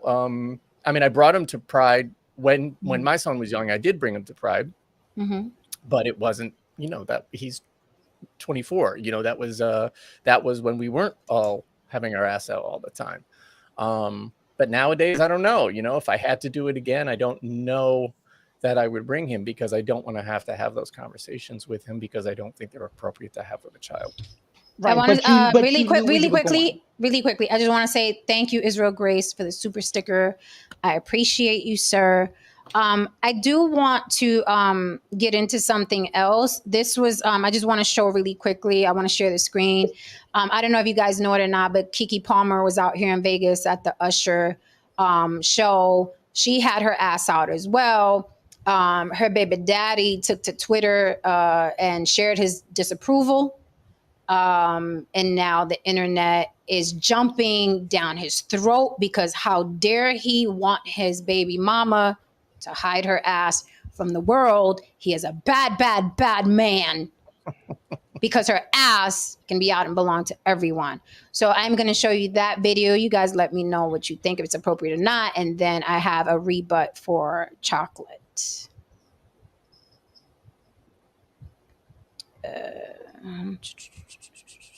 1 second. I hope everybody had a good 4th of July. I just wanted to throw that out if anybody celebrated it or however. I do not, but I don't celebrate. I'm glad everybody had a day off. I don't celebrate, I don't really celebrate, but I just celebrate think it when I about go to barbecues. Yeah, that's what I was going to say. Like, right. I don't know why it always ends up with meat or some food. I'm down for that part. Like, that's cool. But I don't understand why we do it anymore. I went to like a party yesterday. Actually. This dude just had the party every fucking holiday. But can you see the screen? Can you see the screen? Yes. Can you see the screen? Okay, so that's Usher. He usually does this shtick at every show. He goes to this particular part of the show. He serenades whatever woman is there. This time it was Keke Palmer. She's Kiki acting flattered. Look at the wig, honey. I love you, Usher. You know we friends. Kiki. Ha. Yes, honey. How you doing? Now let me make sure I show everybody what I'm wearing, because I just had a baby and I gotta let them know I got that snapback. Yes, honey. We're gonna be in all the blogs tomorrow, Usher. Oh, I could sing too. Usher, I can sing. Let me show people my ass real quick.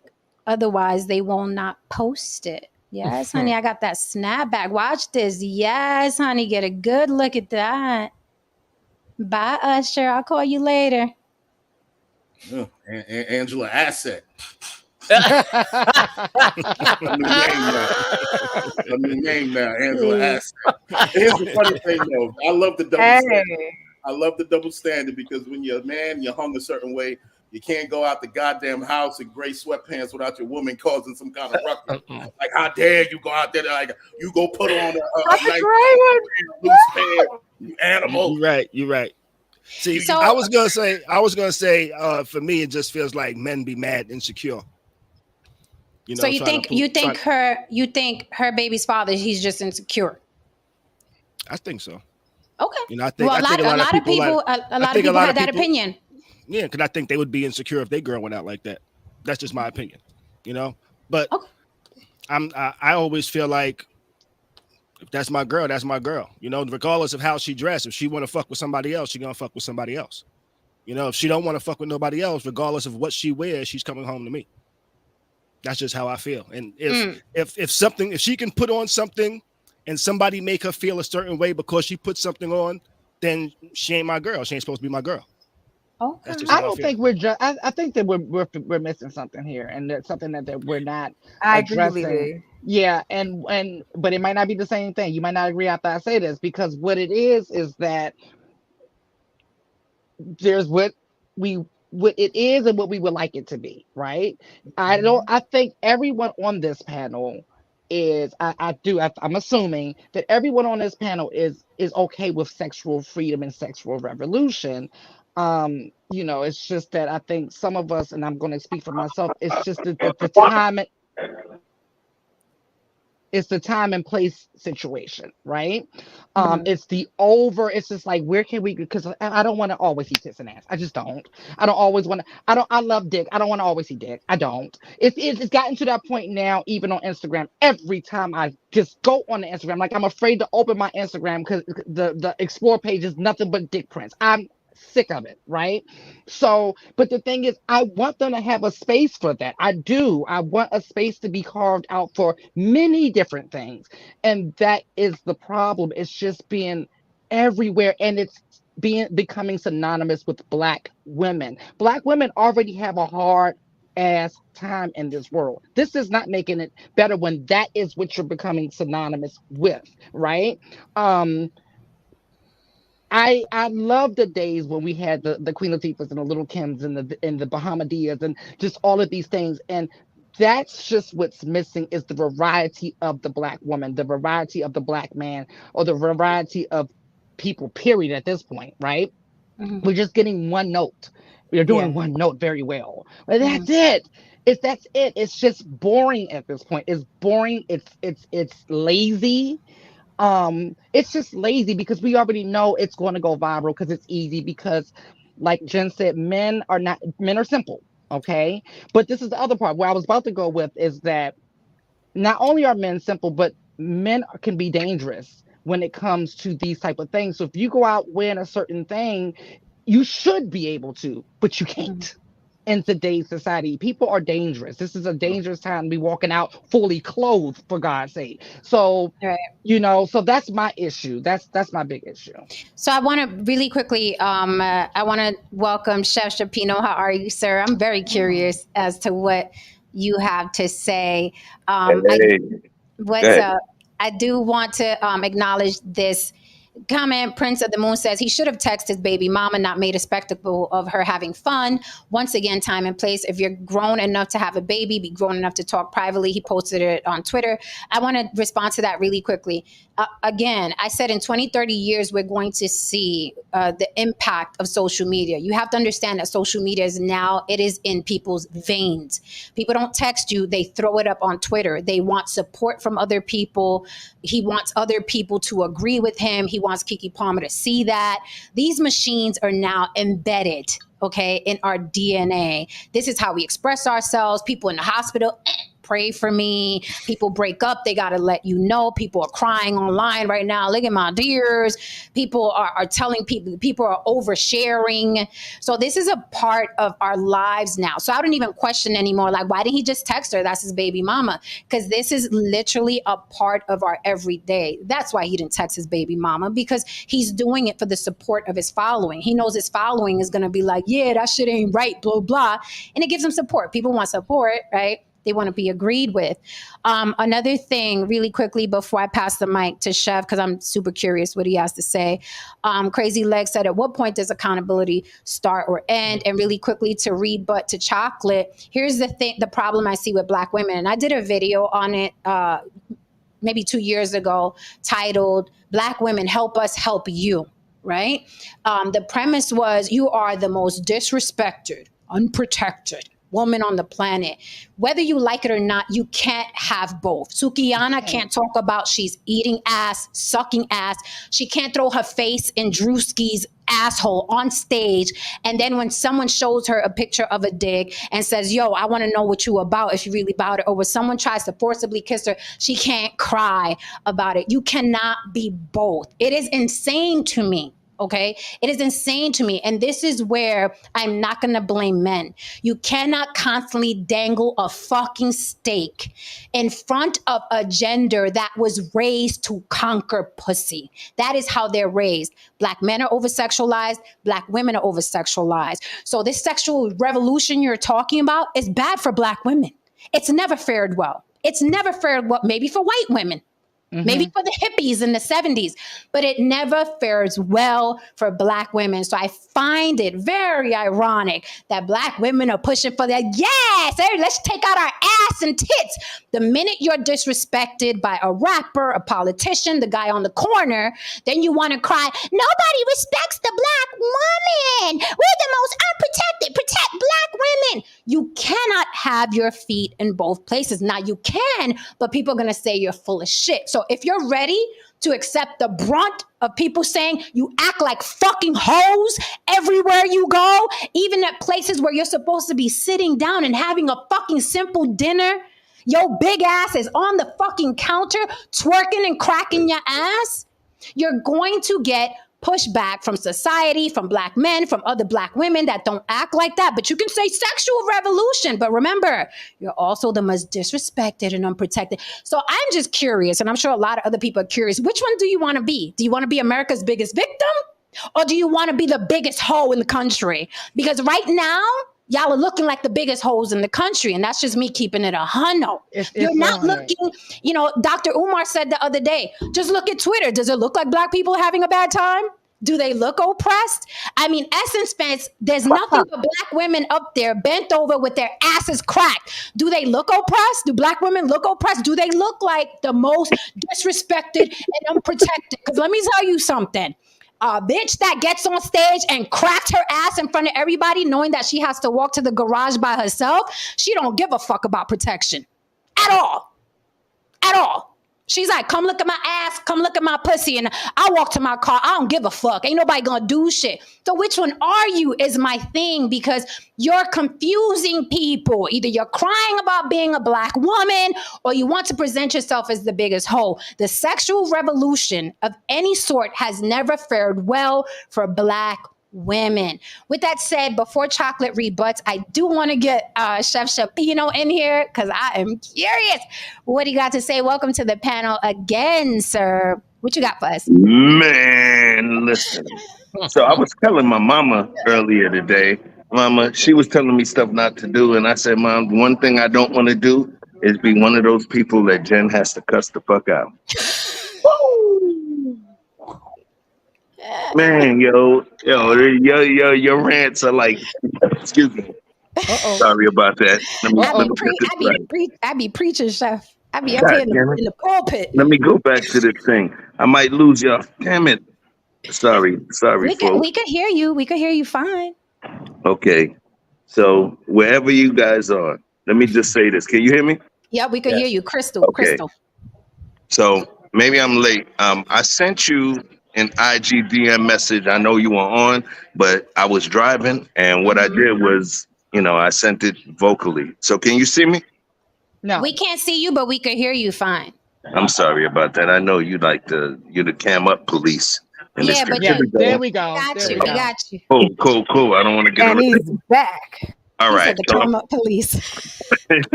No, but it keeps us honest though. So I'm going to go back to when I was on the road, that conversation. It was a conversation about Janelle Monáe. And in terms of this conversation, I was in the music industry from 16 when my best friend and part of my rhyme crew became a artist, and we were on the road. I graduated 6 months late in high school because of him. There's a guy named Special Ed. I've been around. I met a lot of people. I've dealt with celebrities, and I don't have to name, but in terms of the situation specifically with Janelle Monáe, I will say this. I understand what's happening and why. And pardon me, my little sister's in town and I'm in a hotel lobby, right? Okay. So let me say this to you.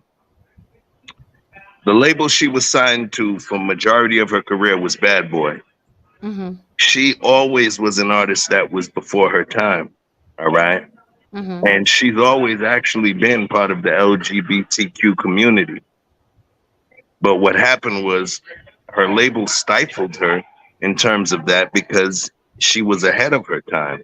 And she came and she was signed to Bad Boy. She was in a situation where she was not able to embrace her true self. But then guess what happens?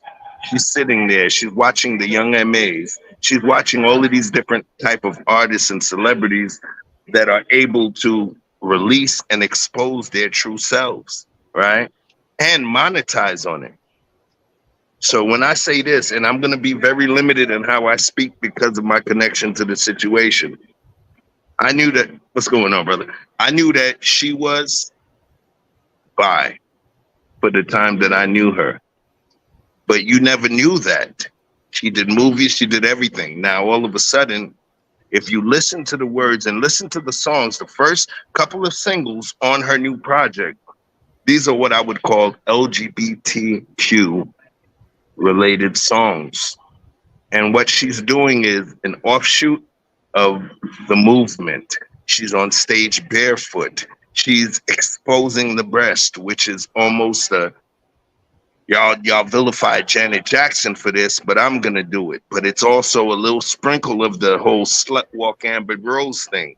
Mm-hmm. And so when I look at it in terms of how I know her, and if she happens to watch it, you know, it's just me being honest. And I would say this, I believe that at this point, it was more of an opportunistic move. This is the girl power LGBTQ thing that now she's embracing.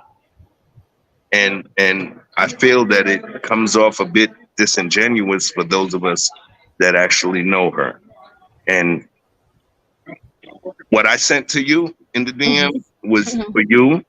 All right, brother. Sorry about that. Next time, homie, we're playing Spades. I got you. We're doing Spades next time, fam. All right. So, look. It feels to me, for the people that know her, that it was a bit of a disingenuous move, or better, opportunistic move. Okay? Recreating the Janet Jackson titty slip, nip slip, right? But doing it in a way where you say, F that. Boom. You follow? And obviously it was planned. She had a pasty over the nipple. Right, of course it was planned. Right, which means that you'll be able to play it on national television. You see?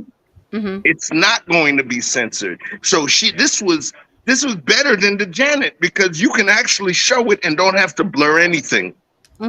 Because even the underwear now is a baby triangle of it. All you got to do is cover areola and it's legal now. You see what I'm saying? So at this point, it was a money grab, man. That's what I feel. It was a money grab. It was something, and I do understand why.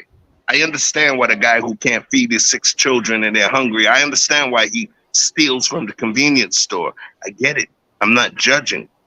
It's just the optics of it for me and for the people that know her and have been in her life and had some sort of tangible impact. It just feels, it doesn't feel like her, because that's not her style. She's never been out and open with it, ever. This is not her style. Now, my sister, she's leaving in the early morning to fly back out of Atlanta back home. So, you know, I got to go back, but I needed to just jump in for a moment, you know? And so what I sent you, you know, you can show it to them, I don't care. But what I sent to you in DM is just for you to understand that I didn't just come up here to just talk shit. It's because I actually know. And she's a beautiful person. She's a beautiful woman. But I do believe, and she's a wonderful person, Jen. All bullshit aside, like, you have no idea. And she can stand around you. You keep your mouth closed. She makes your teeth look yellow. Okay? She's a great person and a great soul. But I do believe that she has to feed herself. And this is where we are now. All right? But I got to go back. I'm coming over. I got to go back, man. Nice. So I appreciate y'all. Thank you, Chef. Thank you. Peace, love, and light to everybody. Thank you. Yeah. As a matter of fact, show that picture so they know I'm not on some bullshit. Peace. All right. It's a picture of him with Janelle Monáe. Oh, okay, cool. Yeah. So Calm down, Jay. Calm down. Jay wants us to get to the main Right, topic. I saw that. It was laughing. Calm down. I just want to say a few things, especially to the women on the panel. Okay, and let's be concise. I'm gonna try to get to the main topic, but maybe let's be concise. I know we all like to hear ourselves speak, me included, but let's be concise. Yeah, I'm just gonna get to the meat of it.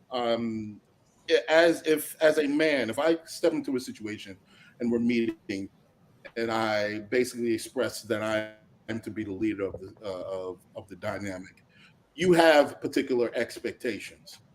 Okay. Whether it's be conscious expectations or subconscious. Now, if I'm in your pockets every goddamn minute, I got a goddamn drinking problem. I ain't taking care of the kids.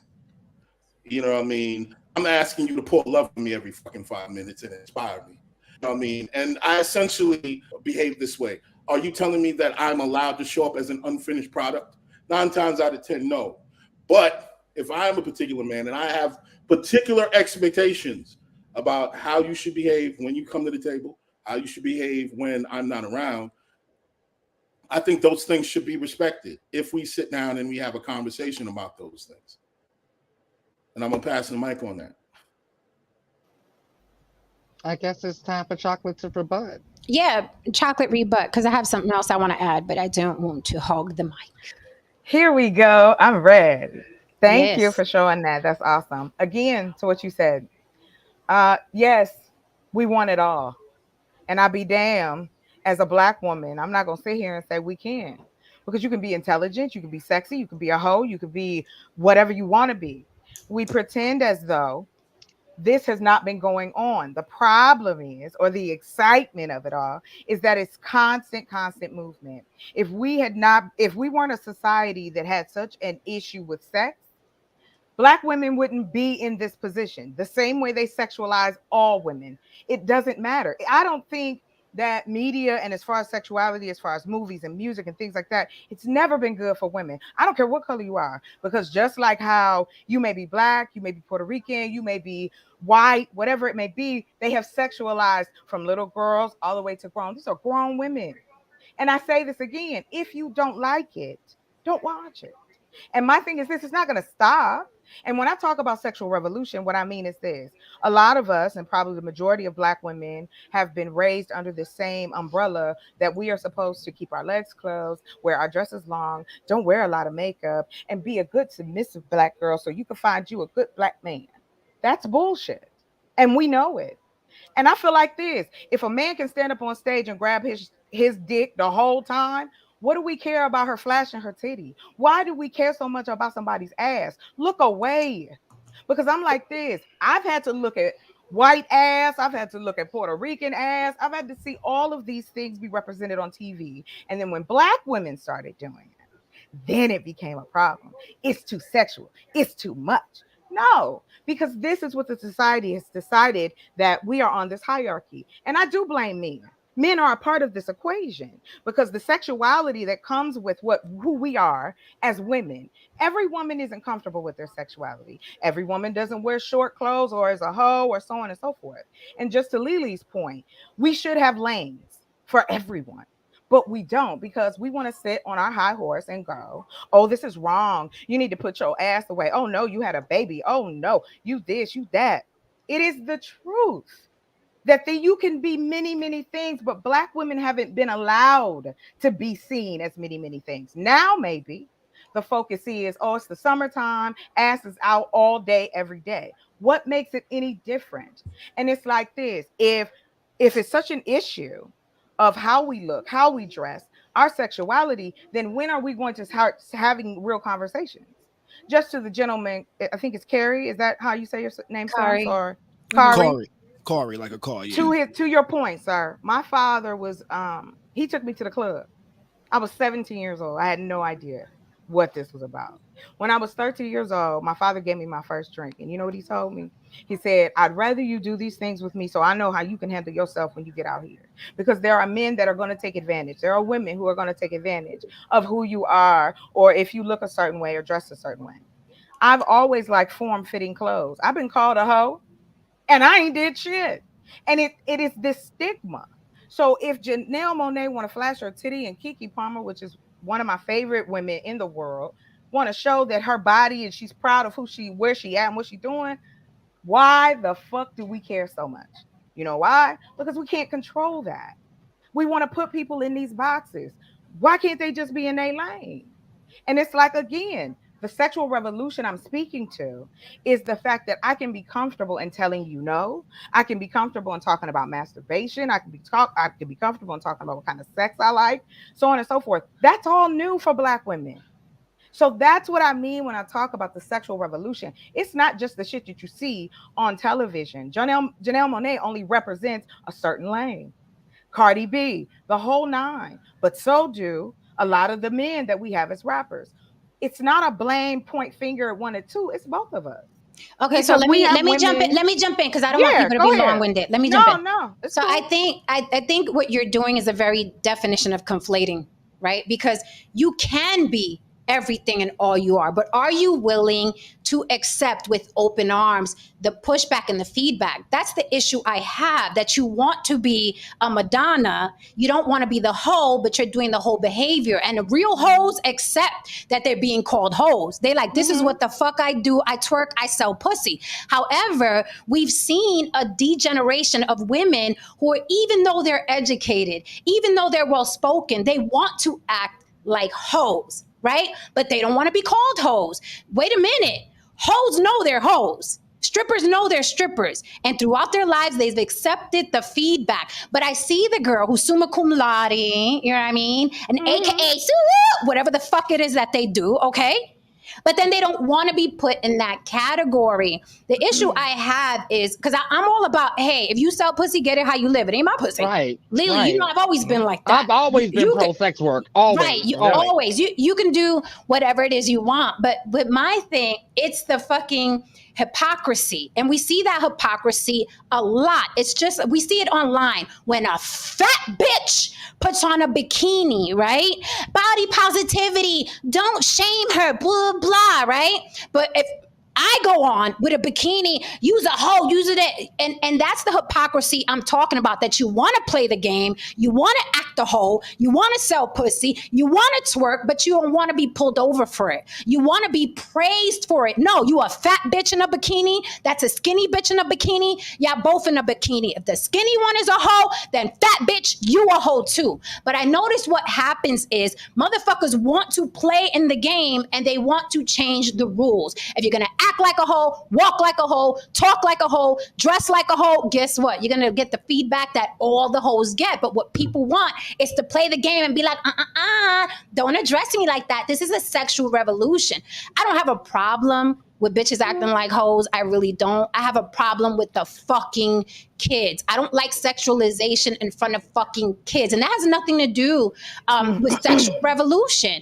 I think there's a time and place for everything. It's not just one big, and again, it's always been worse for Black women. Black women want to change the rules. That's the issue I have, right? So when you talk about, I've seen Puerto Rican ass, and I've seen Puerto Rican women are not disrespected neither by their men or society the way Black women are. White women are not disrespected by their men or by society the way Black women are. So again, I asked you, what would you like to be, Black woman? Do you want to be the victim of America, or do you want to be a hoe like the rest of the hoes? You can't have it both. And then listen, here's the thing, and I'll end on this.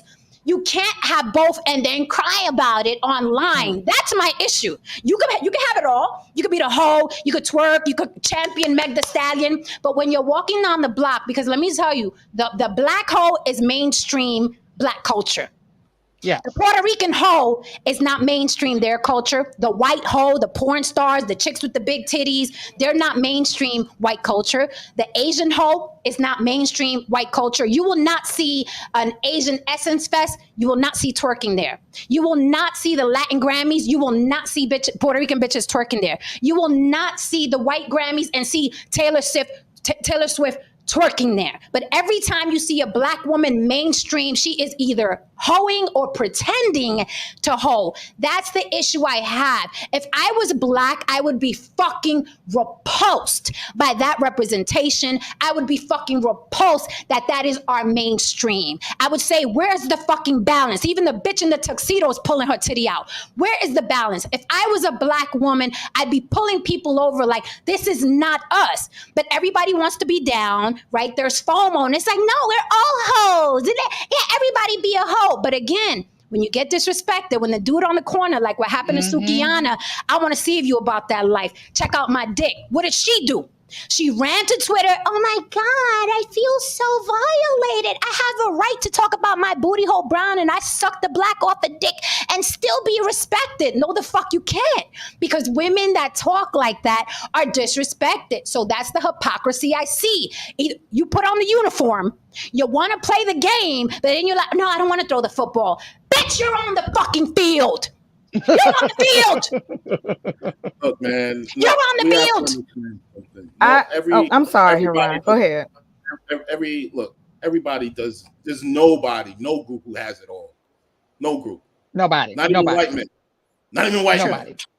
Nobody has it all. People are not even that smart to be able to allow you that. Fucking impossible. It's impossible. Yeah. Everybody benefits from a double standard. Everybody has to deal with a fucking double standard. Everybody. Fucking body. If you don't mind, Haran, I just want to say this to you, Jan. Listen.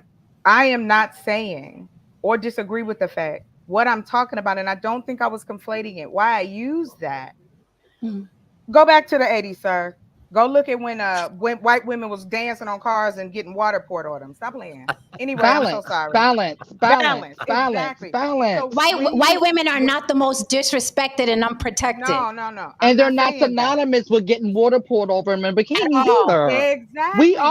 We are. But I'm not disagreeing, and I think what you guys are taking from what I'm saying is that I want to play this game. I'm not playing the game. I know exactly what it's like to be called out your name and be hoish and hoe-y behavior or crackish behavior. I'm very aware of it. How I handled it, though, and I'm speaking about that personally for me, I had to struggle with men who had problems with me being comfortable with our sexuality, because everything you're talking about, Jen, is true. However, there are not enough conversations so we can have that balance. There are not enough lanes. I say this all the time. Why do we only have BET? Why do we not make good black movies? Why is the music the same no matter what is going on? Yes, at that time, we came up in the 80s and the 90s, we had a benefit. We had a benefit because we had all types of artists, from Madonna to you had Michael Jackson, so on and so forth. But we had different representation. Whitney Houston, those type of women. That was what was Mariah Carey. These are the women that were put in front of us. And hoes was always in the back, but you could always find them on the TV show, and you always find one in the movie. So I completely understand why black women have gravitated to that, because that's where the money is at. Just like the gentleman had said before he left. I am very aware that a lot of people do the shit that they do for money. But as far as women being sexual and children being indoctrinated with it, yes, I do believe we need to have more serious conversations about what is going on and what does it mean. That's why it's a vitriol. And I think that's why I have a problem with how, yes, black women are used as it's like the bad pedestal, to your point. However, I also see that there is not enough lanes for us to see fucking variety. I mean, for real, unless you do certain things or do your research. So I'm gonna keep it very simple. No, I don't agree with the fact that you have to choose. And if you can't handle the brush, I got you. I look at it the same way as you being a content creator. You have people come up here and come at you all the time, but you're willing to take it. And Absolutely. That's what I'm saying. I'm down to take it. I don't have a problem. I know a lot of black women struggle with it. And people want to put me in a box because I have different lanes of thinking. I don't believe in just being one thing all the time. So it's like, chocolate. Go ahead. I have, and this is the thing. Wow. I'm a personalize this. I'm sorry. I'm a personalize this for a second, right? As a trans woman, right? Because back in the day we weren't allowed to get jobs at McDonald's and shit, right? So a lot of us were sex workers, right? So a lot of trans women became synonymous with sex work and sex. Okay. So for someone like me, I have to pay the brunt for that just for walking down the street at times. Right. And that's why I say that this shit is dangerous, right? Because this is something I have to live every day, whether I want to or not, because we are synonymous with that. Now, what I'm saying is, what you're saying is like, or what's going on is that Black women are becoming synonymous with the twerking and the this and that, right? And for the woman who just wants to walk down the street, right, she has to pay that. She's going to have to pay for this, right? That's what I'm saying. I live it every day, right? That's what I'm saying. Everyone doesn't want that smoke because people are not that smart.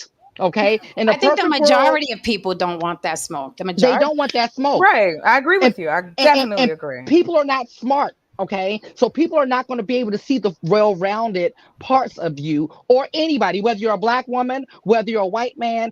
Once you present them one thing, that's what the fuck they want. That's what they bought. That's what they signed up for. They don't want to see you with, you know what I'm saying? So that's how it is. Right. And that's how people's minds work. But that's how people's minds work. Whether you say it till you're blue in the face, you're not going to change the way people's minds work. Okay, you're also not going to change the way some of these predatory males' minds work as well, right? So you will not have your cake and eat it too. It's not going to happen. Okay. And going back to what Haran said, nobody has their cake and nobody. But when we talk about eating your cake, what does that like? It's like you can't have your cake and eat it too. I get the understanding of that. What I don't get is, of course, since we already know we can't have it all, then why are we consistently trying to go, okay, what do we want them to do? If it's too much, what is the agenda to change it? You have to open more lanes. But that's not happening. I'll say the first. Okay, let me thank you for the super chat. Don Levon, that hobby. It's good to see you, sir. Don says, Chocolate, show me a video of a group of white women, Asian women, Indian women twerking. I'll be right back then. There's a bunch actually. But for me, are they synonymous with it though? Are they synonymous with it? No, that's not what they're known for. Do they get respect? Like as a Black culture, from everything comes from like American Black culture, basically. But they're never gonna allow their culture to be synonymous with it. That's not correct. Correct. Well, listen, I think we're being very disingenuous. I think when we're having these kinds of conversations, Black people, period, are being very, very disingenuous. Let's just call it what it is. Perception is everything. You know, we want to sit here and we want to say that, well, you know, people should think about no. We know damn well people aren't going to think about those things, because if that were true, Black people wouldn't constantly think that every single white person is capable. They wouldn't think that white life is a life of a utopian experience. They wouldn't think they would sit here and they would actually consider that there are a lot of white people who aren't that capable. There are actually poor white people. No, the idea every time we're actually talking about something in the community or we need to change, what is the first thing that the people say? Well, white people. Well, white people. Well, you know, white people. Well, sir, how do you know? Can you think for a second, for a single second, that yes, there are actually white people who aren't as capable, not even probably as smart, as intelligent as you, but white people have created a world where, regardless of anything, their ice will always be perceived as colder. And this is why a white woman can go be a hoe and she can reinvent herself and nobody even think of the wiser, aka Madonna, and so on and so forth. Not you. You are a Jezebel. You are perceived as a Jezebel. You have been branded as a Jezebel. And if you feed into that and you continue to give power to that perception, do not be upset when you are treated like a Jezebel. Yeah, I mean, we've talked about it before. Anything happens in the white community, we can afford, because the pie is a lot wider. So you might have the Madonna, and someone said Madonna didn't get pushed back. She got pushed back.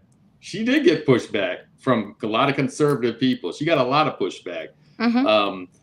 But again, like we're all saying here, when it comes to, at least in my humble opinion, the Black community, the microscope or the magnifying glass is so much bigger.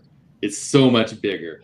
Mm-hmm. And so what you see, like from what Lily is saying, is so true. Like somebody's got to pay for it. So when you see a woman who doesn't want to be looked at in that way, or doesn't want to have a cat call towards them, she might get that cat call, because media is powerful.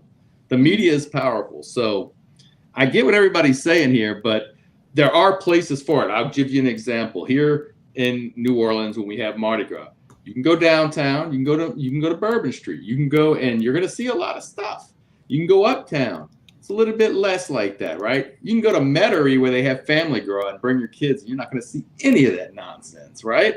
So, and I think that's kind of what, at least from what I heard Jen saying, is kind of what she's saying. There should be places that are free of that. And the Essence Festival was one of those places that didn't have that going on. And so if you bring that in now, it's no different from anything else, and it just gets meshed up. And here's my thing. I don't have an issue. Lily and I, we've had these conversations before. I don't have an issue with nudity.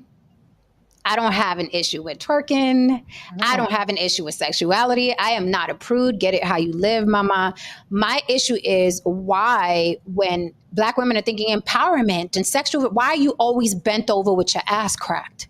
Why aren't you putting forth nudity in art or paint or film? Why are you always bent over shaking your ass? And I think that's a fair question. Even the men are asking it.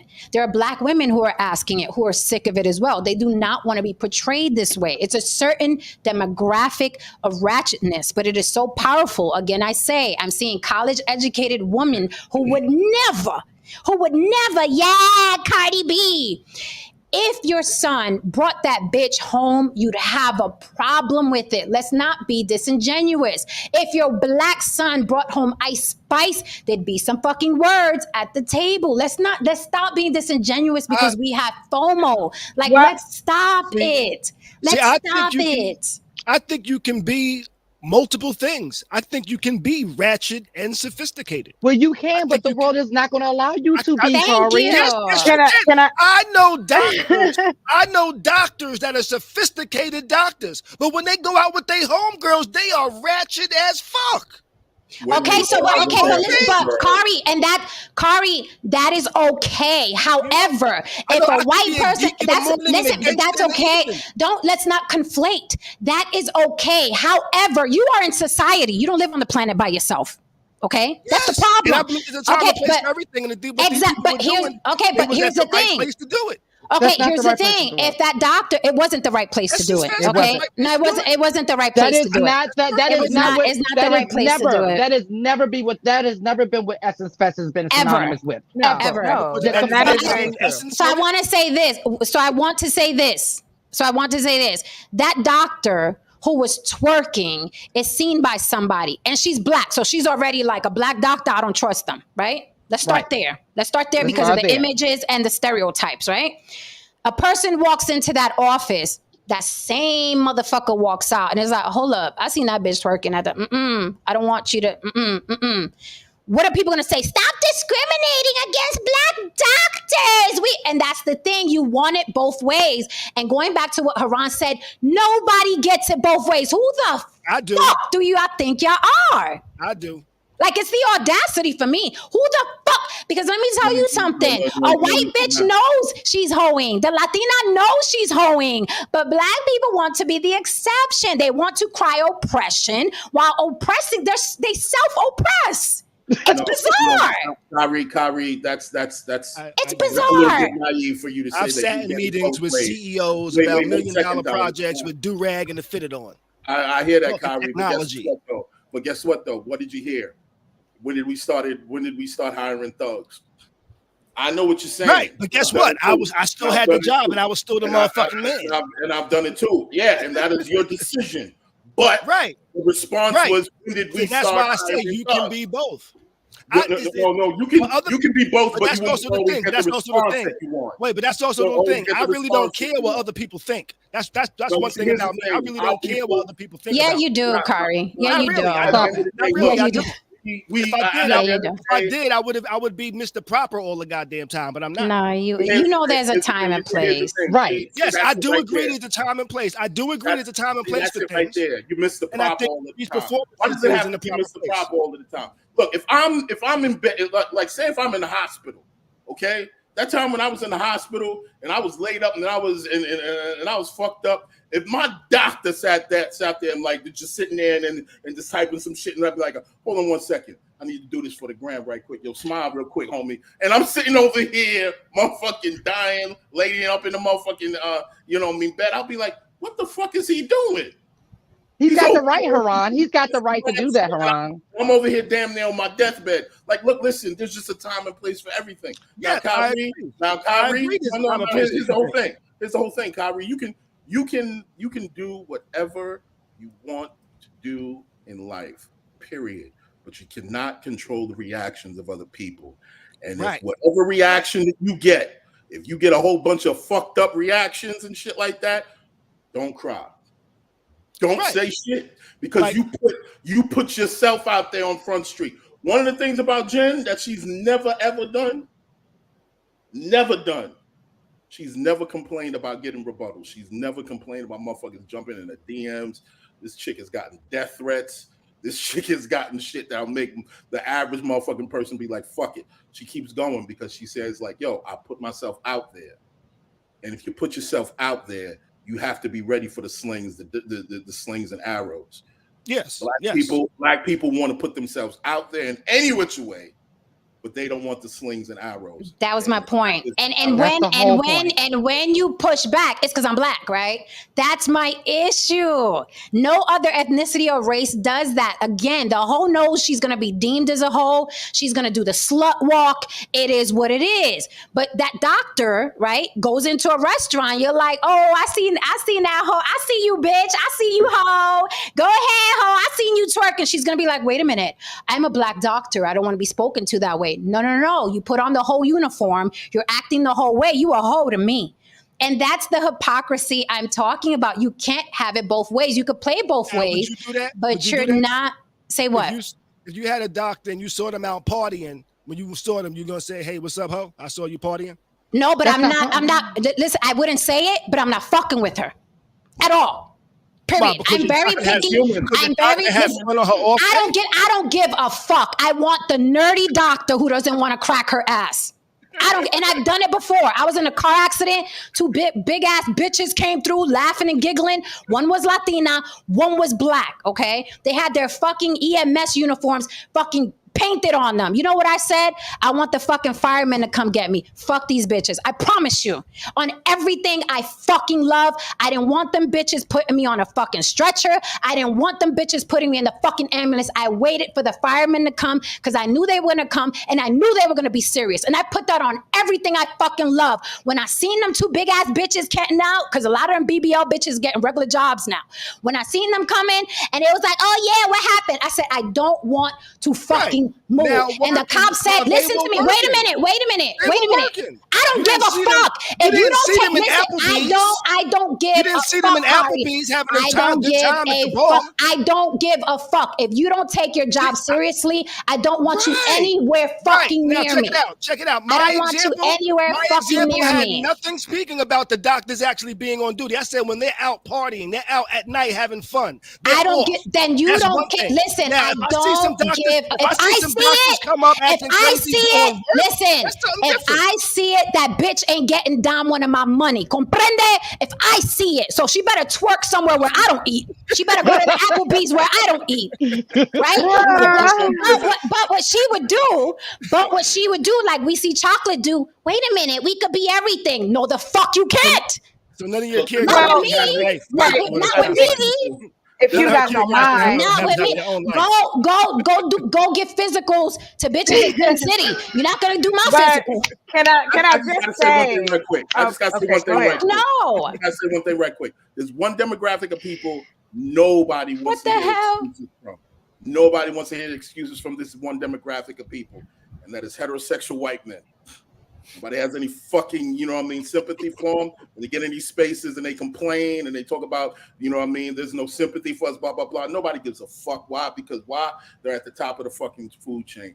They're considered in charge and so on and so forth. So no, we, for some strange reason, we say that, well, they can't have it all. They can't have sympathy. They can't have it, because if they're in charge, they're supposed to make sure that this shit moves correctly and so on and so forth. Why can't they be human? Why can't I they want to you know what I mean? We the reason why they can't do that is because guess what? In the position that they put themselves in, there's certain expectations that they have to fucking live up to. And if they do not, they will be treated accordingly.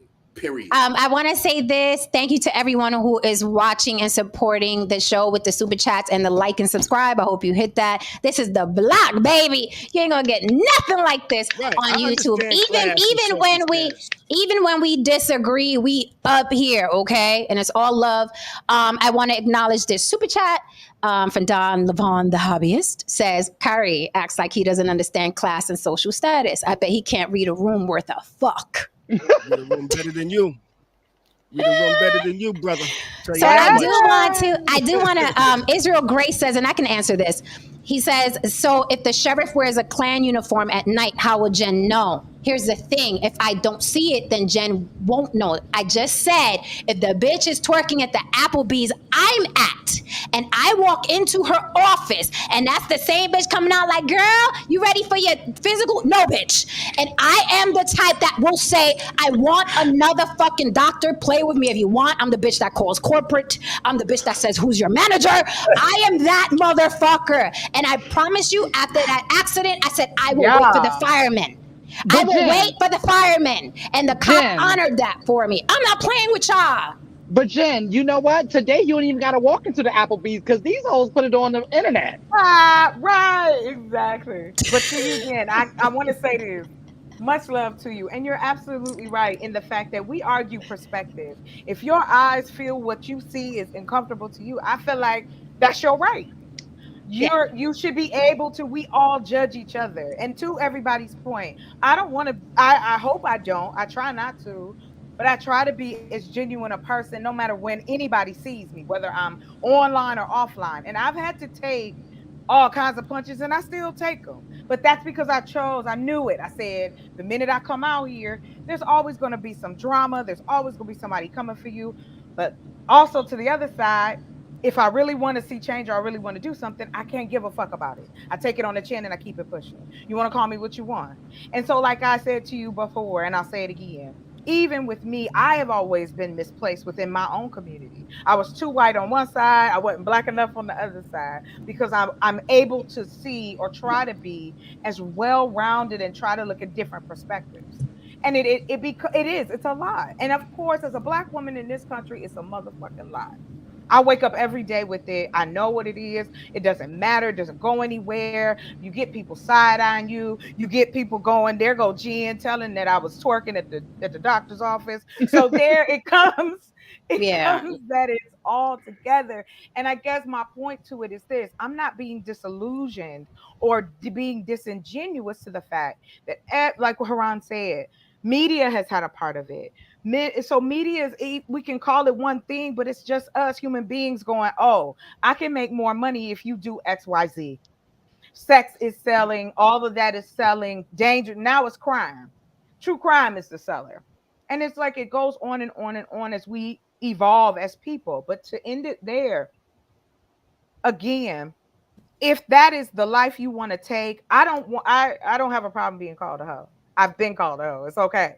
I've been called a lot of things. I don't care. And I'm putting it on that personal note. It's just. But I want to ask you this, Chocolate, because you've come up here and you're very, very Black community oriented. You want to help the Black people. You want to save the Black people and what have. Very, very community oriented. So would you say, fuck them Black women who don't want to be portrayed like a bunch of hoes? Because you're about the community. You're about advancement and progress of the community, right? And you know that twerking, cracking your ass, it's looked at as degeneracy. Yes. It's becoming synonymous with Black women. So what do you say to the plethora of Black women who are fighting back, saying, I do not want to be portrayed like this. This is not who we are. You just like, we could be everything, girl. What say you to those women? I say, open your mouth, get a microphone, and start talking. We have to make that sound just as big. It's just like anything else. When you have a whole representation that all Black women are hot hoes ready to crack their ass, you also need that other side. So maybe I'm just one out of that. Like when I was here before and y'all you called me a bleeding heart. And I'm like, I don't take that as a negative. It's just who I am as a person. I care in this way. So that's what I say to Black women who want to be represented. You're going to have to step up and you're going to have to make noise. But I don't care how many microphones we have. That's not going to change male predators. But that sounds hypocritical, and here's why. Because while those women who I believe deserve the fucking respect, if they worked hard, we saw that with Gayle King, we see that with Oprah. These women went against the grain, okay? Worked their whole fucking life to be looked as the very essence of class and success, right? We've seen that. I find your comment hypocritical because while they're saying we don't want to be looked at like this, we want you guys, you and the twerking bitches and Meg Thee Stallion and y'all are working against them. Y'all are working against them. So while they're on the mic saying, listen, while they're on the mic saying, we are not this, you are co-signing women who have a platform that reaches millions of people. And you don't think that you're partaking in fighting against these women, just wanting to be looked like decent human beings that did everything right. I think it's hypocritical. Because you're like, oh, they can be loud.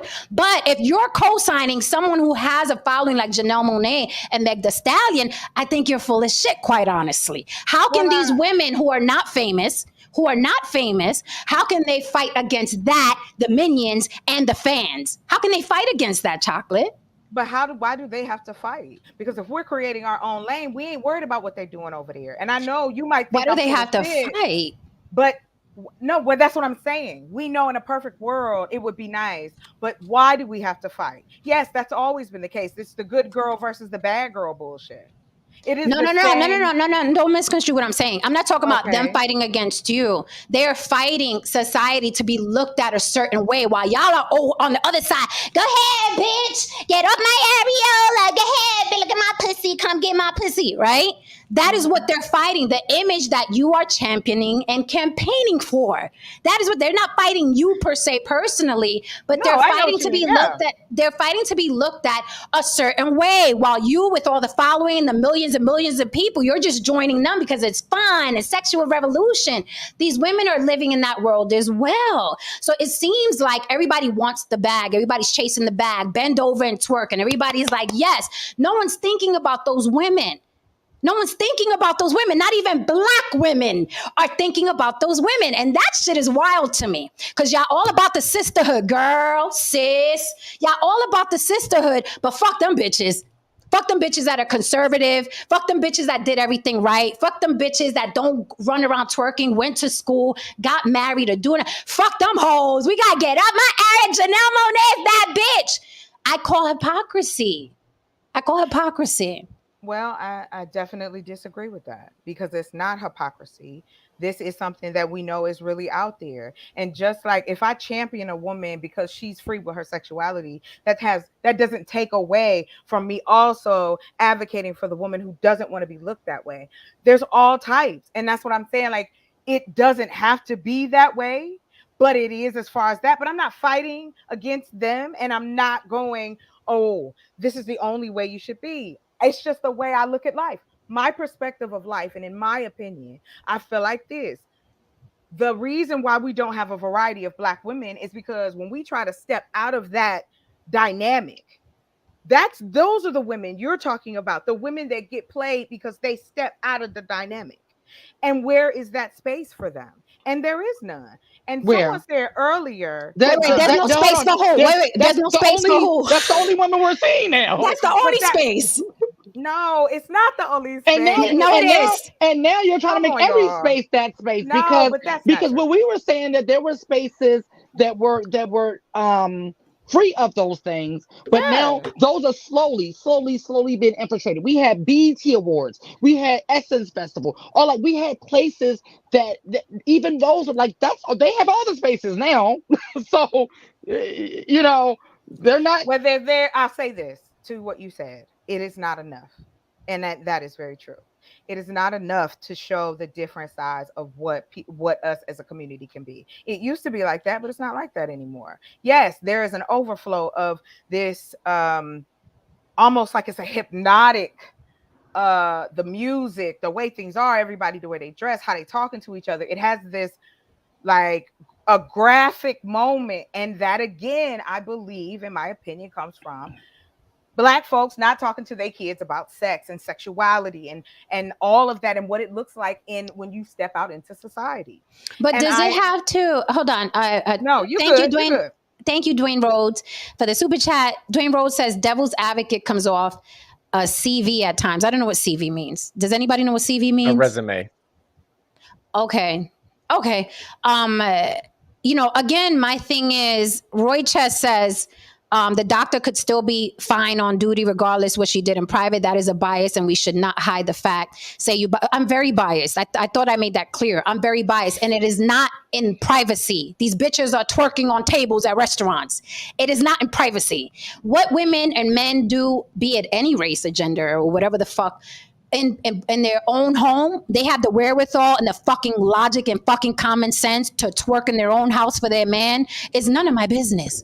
Who they fuck is none of my business. How they get off is none of my business. Come to work and do your job. How and ever, if you don't have the fucking discernment to keep your ass cracked to yourself in public and then call yourself a professional, when I walk in your office, fuck you, fuck off, get me another doctor. Period. Even if it's a party club environment? Period. Even if it's a fucking party club environment. I don't want to see my doctor with her ass cracked on a couch at a club. So I'm very biased. Yes, you're not saying anything. I made it clear. I was very, very biased. Roy Chess, that's a very interesting statement because here we are, and we didn't get to the topic, but here we are worrying about body counts, but a woman's body count isn't relative to her ability to be a wife or a solid partner. But a lot of times men believe that a woman's body count, if she has a high body count, she can't be a good wife. She can't be all these other things. You know what I mean? They have that particular bias. What Jen is basically saying is that 9 times out of 10, if you're over there fucking pouring fucking champagne all over yourself and busting your asshole open, you know what I mean? But you got heart surgery in the morning. It's understood that this might not be the person that you want cutting into your fucking chest. I just want to say this real quick. I find it interesting that what these women are doing and how they're portraying themselves is attached to sexual revolution or evolution or whatever. Because even when you think about sexual revolution, evolution, do you notice it was very loving? It was free love, and everybody was making love. And it was like, let people have multiple partners and put flowers and, you know what I mean, in the situation and on your hair. And it was like, yeah, everybody, like, we're floating. With Black women, their sexual revolution, they look like a bunch of janky, ratchet hoes. What? I don't mind a sexual evolution or revolution, but why does it have to always look so fucking ratchet and nasty and repulsive? Why aren't Black women like free love? Like, we could do that free love shit too. Let's get a little Erykah Badu. Let's get a little love song. One love song. Right? You know what I mean? Why does it have to be my booty hole brown? I could suck the dick. I could suck the black off a dick. Like, why does your sexual revolution have to be so fucking disgusting and repulsive? Because that doesn't make me want to have sex. And I like a good R&B, love song.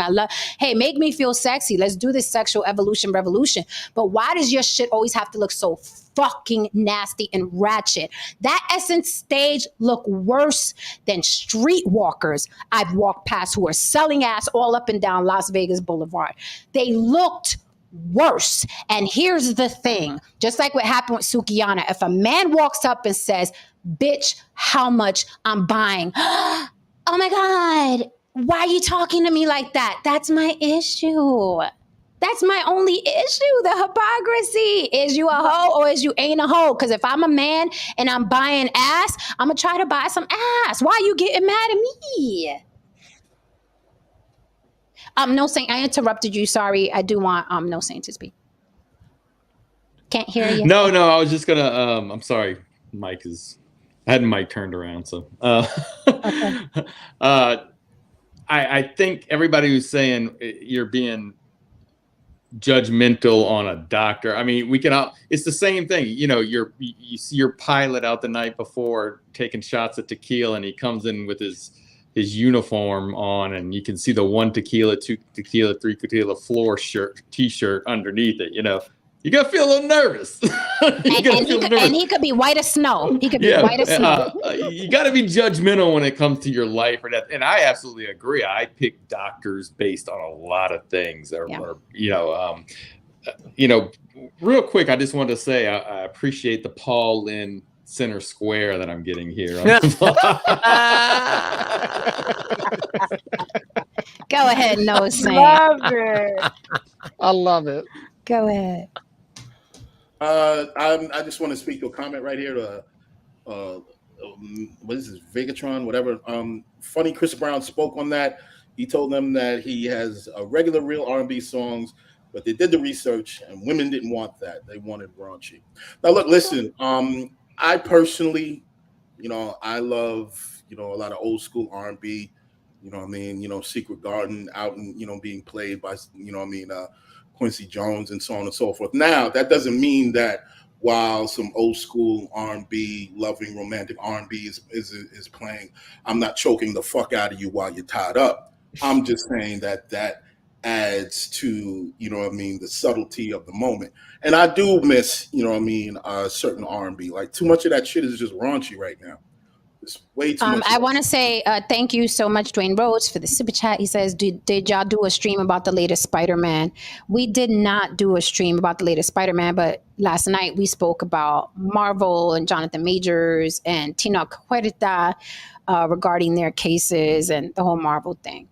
We haven't done one on Spider-Man. What my Vegatron said about Chris Brown, he's the second black man that I've heard refer to this. Snoop Dogg, when he was at the Red Table, the holier than thou Smith family was coming at him because he was like, why do you talk about bitches and hoes and stuff? That's going to be synonymous with black women, blah, blah. And he was like, I dropped the gospel album. Nobody wanted it. So I went back to bitches and hoes, right? That was his response. And here's the thing. Black people are real slick when it comes to music. Afro beats is the biggest genre. Reggaeton is the biggest genre. They're only talking about love, broken hearts. Afrobeats and reggaeton, right? Now, meanwhile, all the rappers that were talking about bitches and hoes and sluts and kill a nigga and liquor, they all are collabing with who? Afrobeat artists and reggaeton artists. They're running, and I mean running to collab with them. Snoop Dogg was in Bad Bunny's music video, okay? Nobody disrespects the Bad Bunny, right? Running like a bunch of hoes and prostitutes to work with who? Afrobeats and reggaeton. So they know and they see, and they can no longer say, if I don't talk about bitches and hoes and drugs and guns, ain't nobody gonna listen to me. Because Afrobeats and reggaeton is doing just that, and all the rappers are running over there. Because their music isn't selling. Their music isn't selling. I would talk shit about. No, I just want to ask you a quick question. Jen, go ahead. Didn't Bad Bunny have a dress on? He sure did. Yeah, he be wilding. More than once. Wait a minute. Oh, no. Hold on no, Kari. Hold on No, Kari. No, Kari. What? No, Kari. No, Kari. Yeah. Hold up, Kari. You slip and fell in that one. Go ahead. Okay, you just said all he did was wear a dress, and you just said, he wilding for that one. Now, wait a minute. Let me finish. He's doing a lot of things. Okay, listen. No, but what? I'm gonna mute your mic. I'm gonna mute your mic because you're not skating out of this. Okay. So put the stoppers on your skates. You just finished saying, and you jumped at that shit. That shit was a knee-jerk reaction. Yes, it was. Okay? He wildin'. But you just said earlier, you don't care if your kids curse, look at sex, watch the strippers. You got the weed in front of them, the liquor. You know what's gonna happen. Them chicks with their asses cracked at the Essence Fest. That's how it is. But a man in a dress is wildin'? You may speak now. Now, when I say he's wilding, I'm not saying, hey, he shouldn't be doing that. I'm saying he's doing a lot of shit. My wilding means no. But let me finish.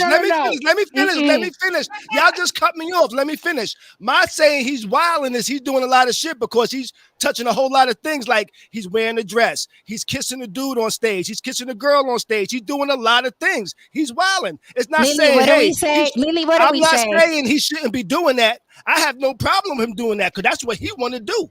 I ain't gonna fuck what he do. Me saying he wilding, they saying, oh, that's disgusting. Oh, he shouldn't be doing that. But look what it took for you to say he wilding. Look at what it took for you to say, and look at that knee. You didn't even know what you said. Like, it was a knee-jerk reaction. You didn't even catch it. We had to explain. But see, you see what it took for you to say, oh, he wilding. But we done talked about asses being cracked open on the Essence Fest stage. We done talked about a million other things. Right. The Now, moment we talked about a man in a dress, and we talked. So now, I said there's a time and place for everything. I believe the Essence Fest stage is a time and place to do that type of thing. I believe going to a concert is the place that you wear that wild shit. I believe that. There's a time and a place to do that. And I also said I know how to talk to a CEO, talk about things. I know how to be a certain person in a certain place at a certain time. I know listen, thank you, Don Levon, the hobbyist. Because what do we always say, Lily? Exhibit A always show up. Now, Wildin has me saying Dalavan says it's wrong. No, you fucked up, Kari. Just accept it. No, it's not me saying it's bad or it's wrong. You fucked up. You did, Kari. We all caught that. You fucked up. Because here's the thing. Hold on. Don Levon, thank you for the super chat. Don Levon says Exhibit A, Kari just proved Haran's earlier point, backtracking. Let me tell you why you put your foot in your mouth, because now you're backtracking. No, it's okay that he does that at a performance. It's okay. It's okay. However, you never said that those women, nasty as they looked up there, you never said they were wilding. Never. Right, because they was performing. And the difference is, but Bad Bunny's performing. But Bad Bunny was performing. So why is he wilding? Let me say why. Because it's something that you haven't normally seen him do. He's been performing for a while, and that's something that he did. Let me finish. Right, and that's something he did for a shock factor. That's not me saying it's wild. It's just kind of slang for saying, yo, he's doing what the fuck he's doing. It's not saying, yo, that shit is inappropriate. Now. Janelle Monáe ain't wildin'? So you've always seen Janelle. You've always seen Janelle Monáe's titty. Wait, no. You've always seen Janelle Monáe's titty. She's always pulled her titties out because she just started doing that. Well, what Janelle Monáe's doing, yeah, she's wilding on what she's doing. But you didn't. But now you're saying that. Now you're saying it. No, right? Because it started off as, "Hey, is this crazy?" No, I didn't think it was crazy. It's not like some crazy shit to do. It's not something. Okay, so let me pause right quick. I would like. Okay, all right. You're full of shit. The block ain't gonna let. You're full of shit. And that's okay. And that's okay. Everybody up here is not gonna be. Not full of shit. The shit is spilling out your ears right now. You're so full of shit. Let us. Black says this sounds like anti-blackness as usual. Sir, I don't want you to suffer, so let me block you from the I don't want you to suffer. I hate to see people suffering. And you had to subscribe just to say that. And I don't want you to suffer here. So let me block you, that way you can just get the fuck on. There you go. Now you're released. You're free. I understand at what point in time did a call for accountability on both sides of the fence become anti-black? Well, I don't know. He could go figure it out. He's not going to figure it out in the chat. That's a real thing, though. That's a real thing. Anytime we bring up something like this, and because they keep reinforcing that the fact that that's what that sounds like to me. The way I hear it is that Black culture is synonymous to degeneracy and ratchetness and things like that. Because whenever we call out degeneracy, ratchetness, all of that stuff, then that is always labeled anti-Black. So then we cannot deny that ratchet is synonymous with Black culture. I don't understand. Like, a hoe is proud to say she's a hoe. A slut is proud to say she's a slut. A drug dealer, I'm from the streets, nigga. What's good? But Black people, it's like, no, that's not who we are, Kari. No, But I would like to hear From Mr. David Hand, after hearing that, what do you think about that, David? Oh, God. You know I don't get it. My horse doesn't run that race. But do it first. Do it. Like when you heard that, you what know, did you think? it was a bit of a snap response. But you know, the other thing is that I'm not deep enough in Bad Bunny universe at this point, you know, to comment on the nature of that performance. So that's why I hang back and be reserved at times. Well, I use wild in multiple senses, okay? Kari. But it took a man in the dress for it to come out tonight. Check it We out. ain't heard it. That was terrible. Check it out. So if I was to use wild in a sense that I think somebody's doing it, some shit is inappropriate, Lizzo be doing some shit that I would say she's wild. Now, yeah, but you didn't. You didn't say it. That them women at the Essence Festival, it was wilding. That was a perfect example of wild. Their asses were out. And you know damn well the Essence Festival was never like that. It was never like that. Ever. Till this year. It was never like that. These are the same stages that Babyface has graced. Anita Baker. Michelle Obama. Michelle Obama. It was never like that. Can you picture Michelle Obama in the fucking audience? Are you retarded? I'm starting to think, someone just asked, do you think black people are dumb? You tell me, imagine Michelle Obama sitting front row after they just gave her an award and the nasty fucking play whether they were hoes or playing hoes, were fucking twerking on stage. You're going to say they're not wilding? It's fucking disgusting. These people are a fucking virus. They are a fucking virus, okay? I would say this. They are a virus. I will say this, and I welcome anyone to challenge me on this. Jesus. As we are using Michelle Obama as an example. Michelle Obama, the likes of Michelle Obama and Angela Bassett, their personality and what they bring to the table isn't as coveted in our community as Cardi B. Woo! You said it. Thank you. You said it. Women want to be Cardi B, and they want to be Michelle Obama. And then Cardi B ain't even black, baby. And it's funny, but check this out. It's very, very interesting, right? I noticed this about Cardi B, right?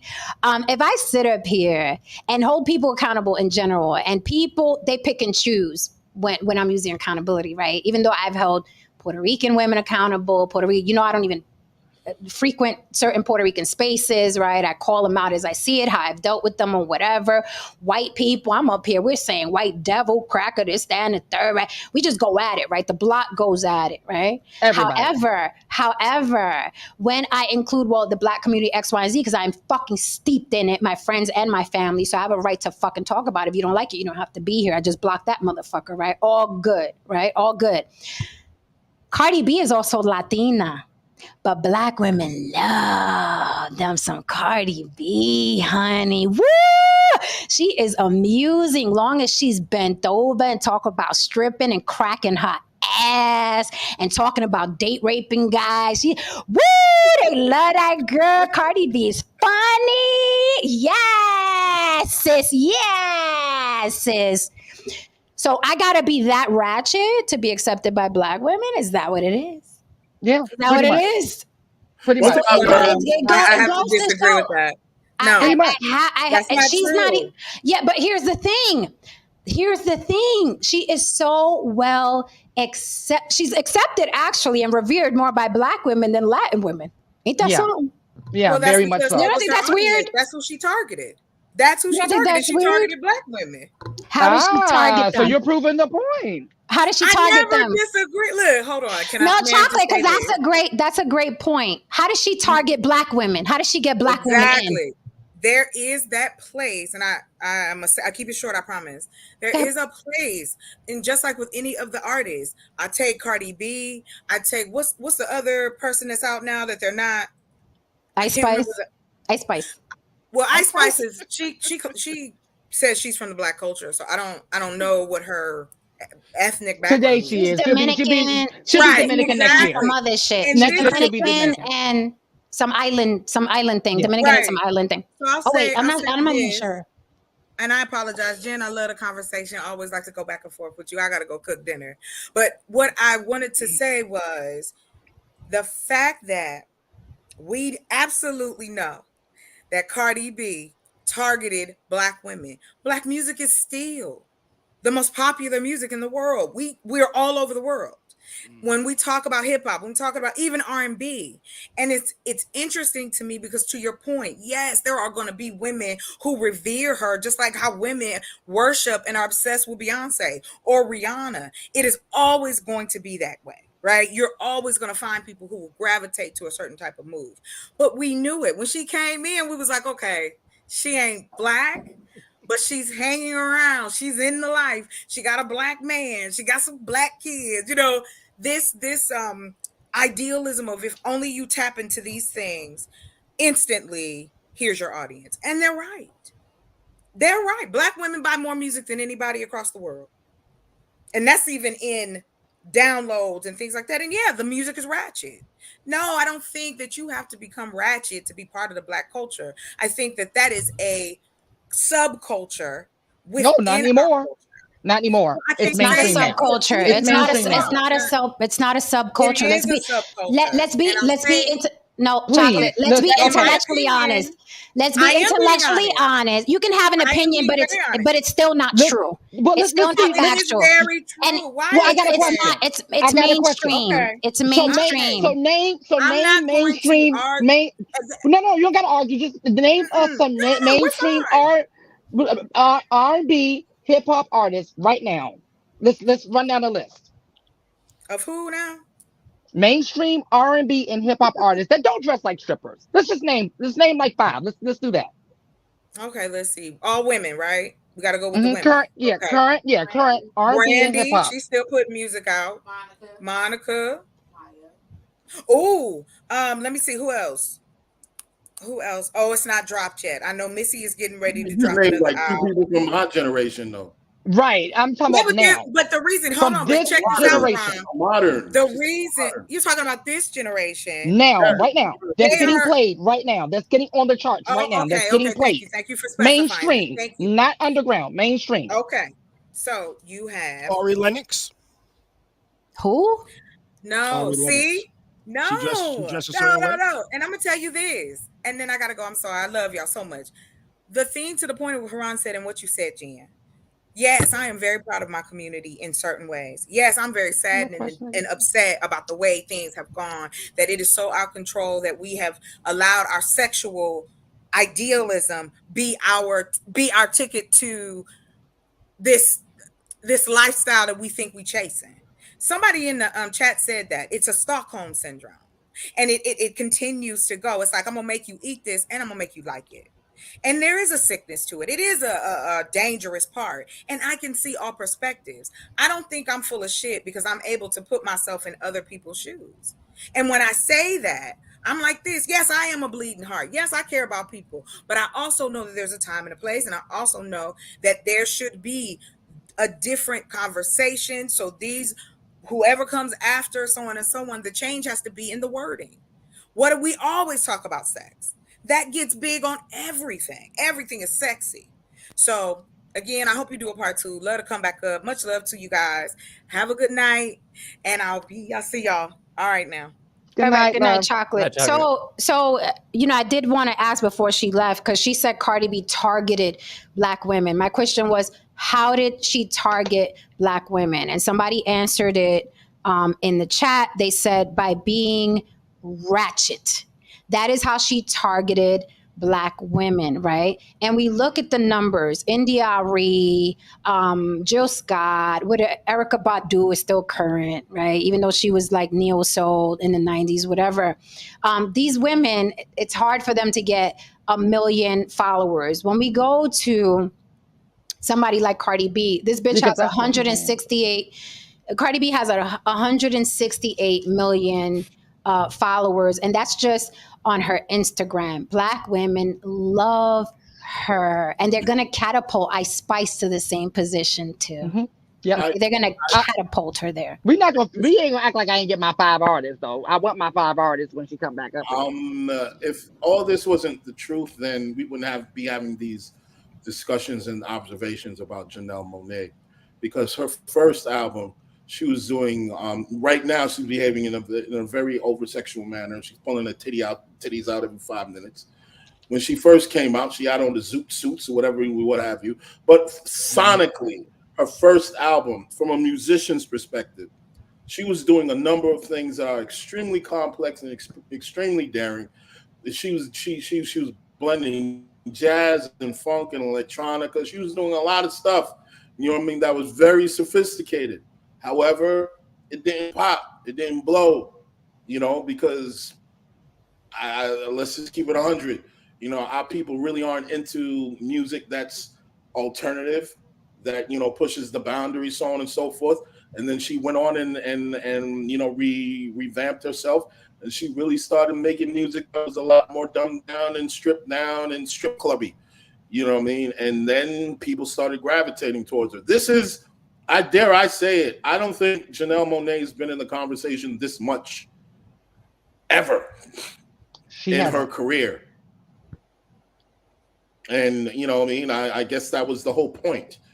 And I think that there's a disproportionate amount of Black people who think that all we have to offer the world, or our only way out of poverty, our only way to success, is through degeneracy and debasing ourselves, because that has been history, and that is what we associate ourselves with.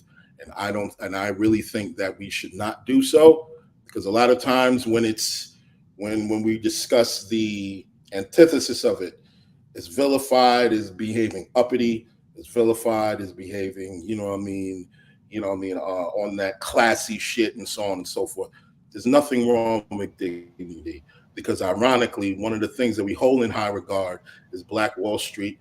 If you look at a lot of those photos from that time when Black Wall Street was around, you see nothing but Black people in suits, behaving with dignity, and being proud of owning their own, you know, spaces and owning their own businesses. You didn't see people walking around dressing like whores, and I'll leave it on that.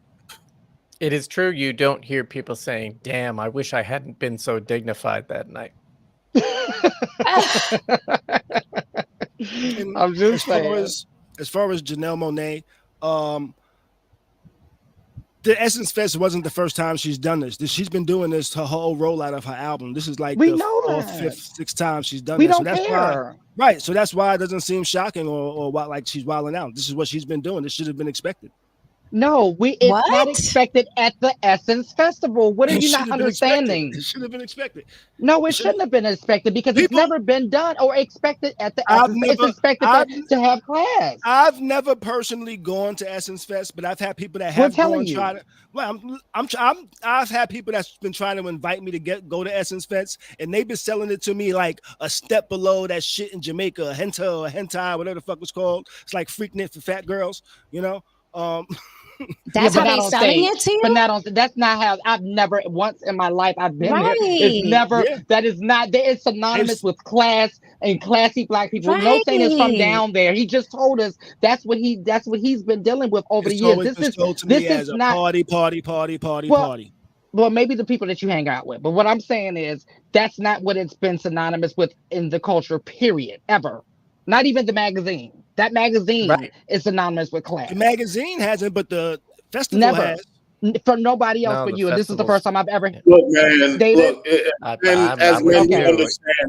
men, we understand there's a time and place for everything. Because at the end of the day, if you went to a strip club, and them girls said that I ain't taking off my clothes tonight, you leave. Right.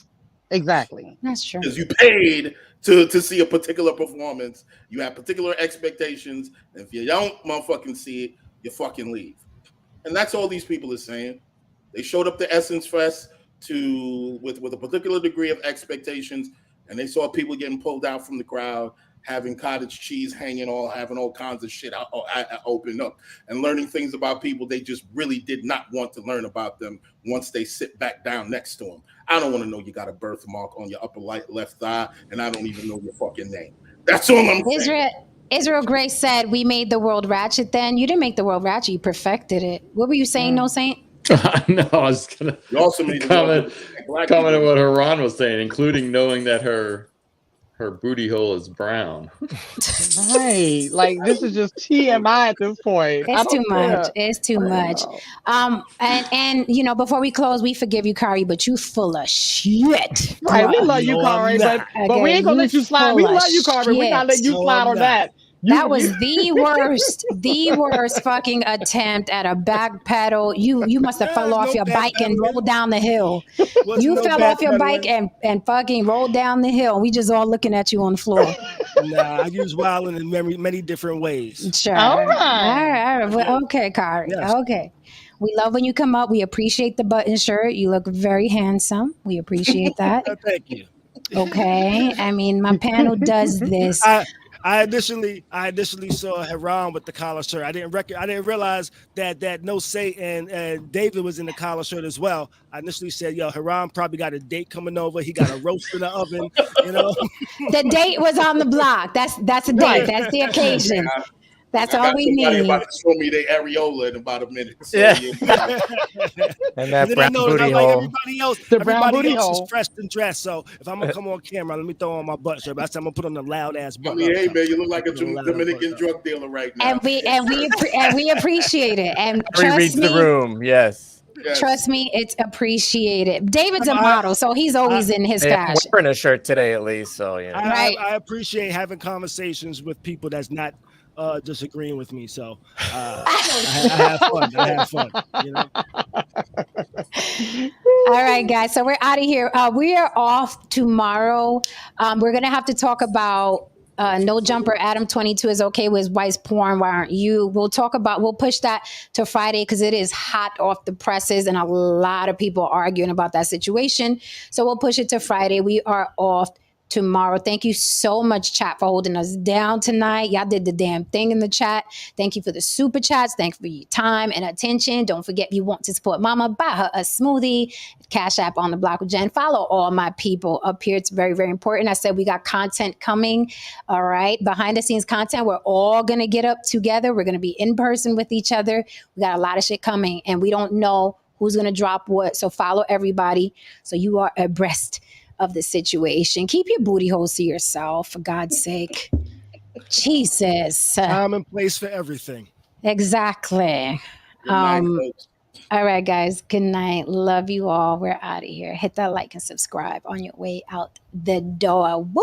The block was hot tonight. That's what happens here. Hit that like and subscribe on your way out for Mama. Thank you so much, guys. You rock. Yeah, fucking rock. And we're out. Whew. Shit. Ah.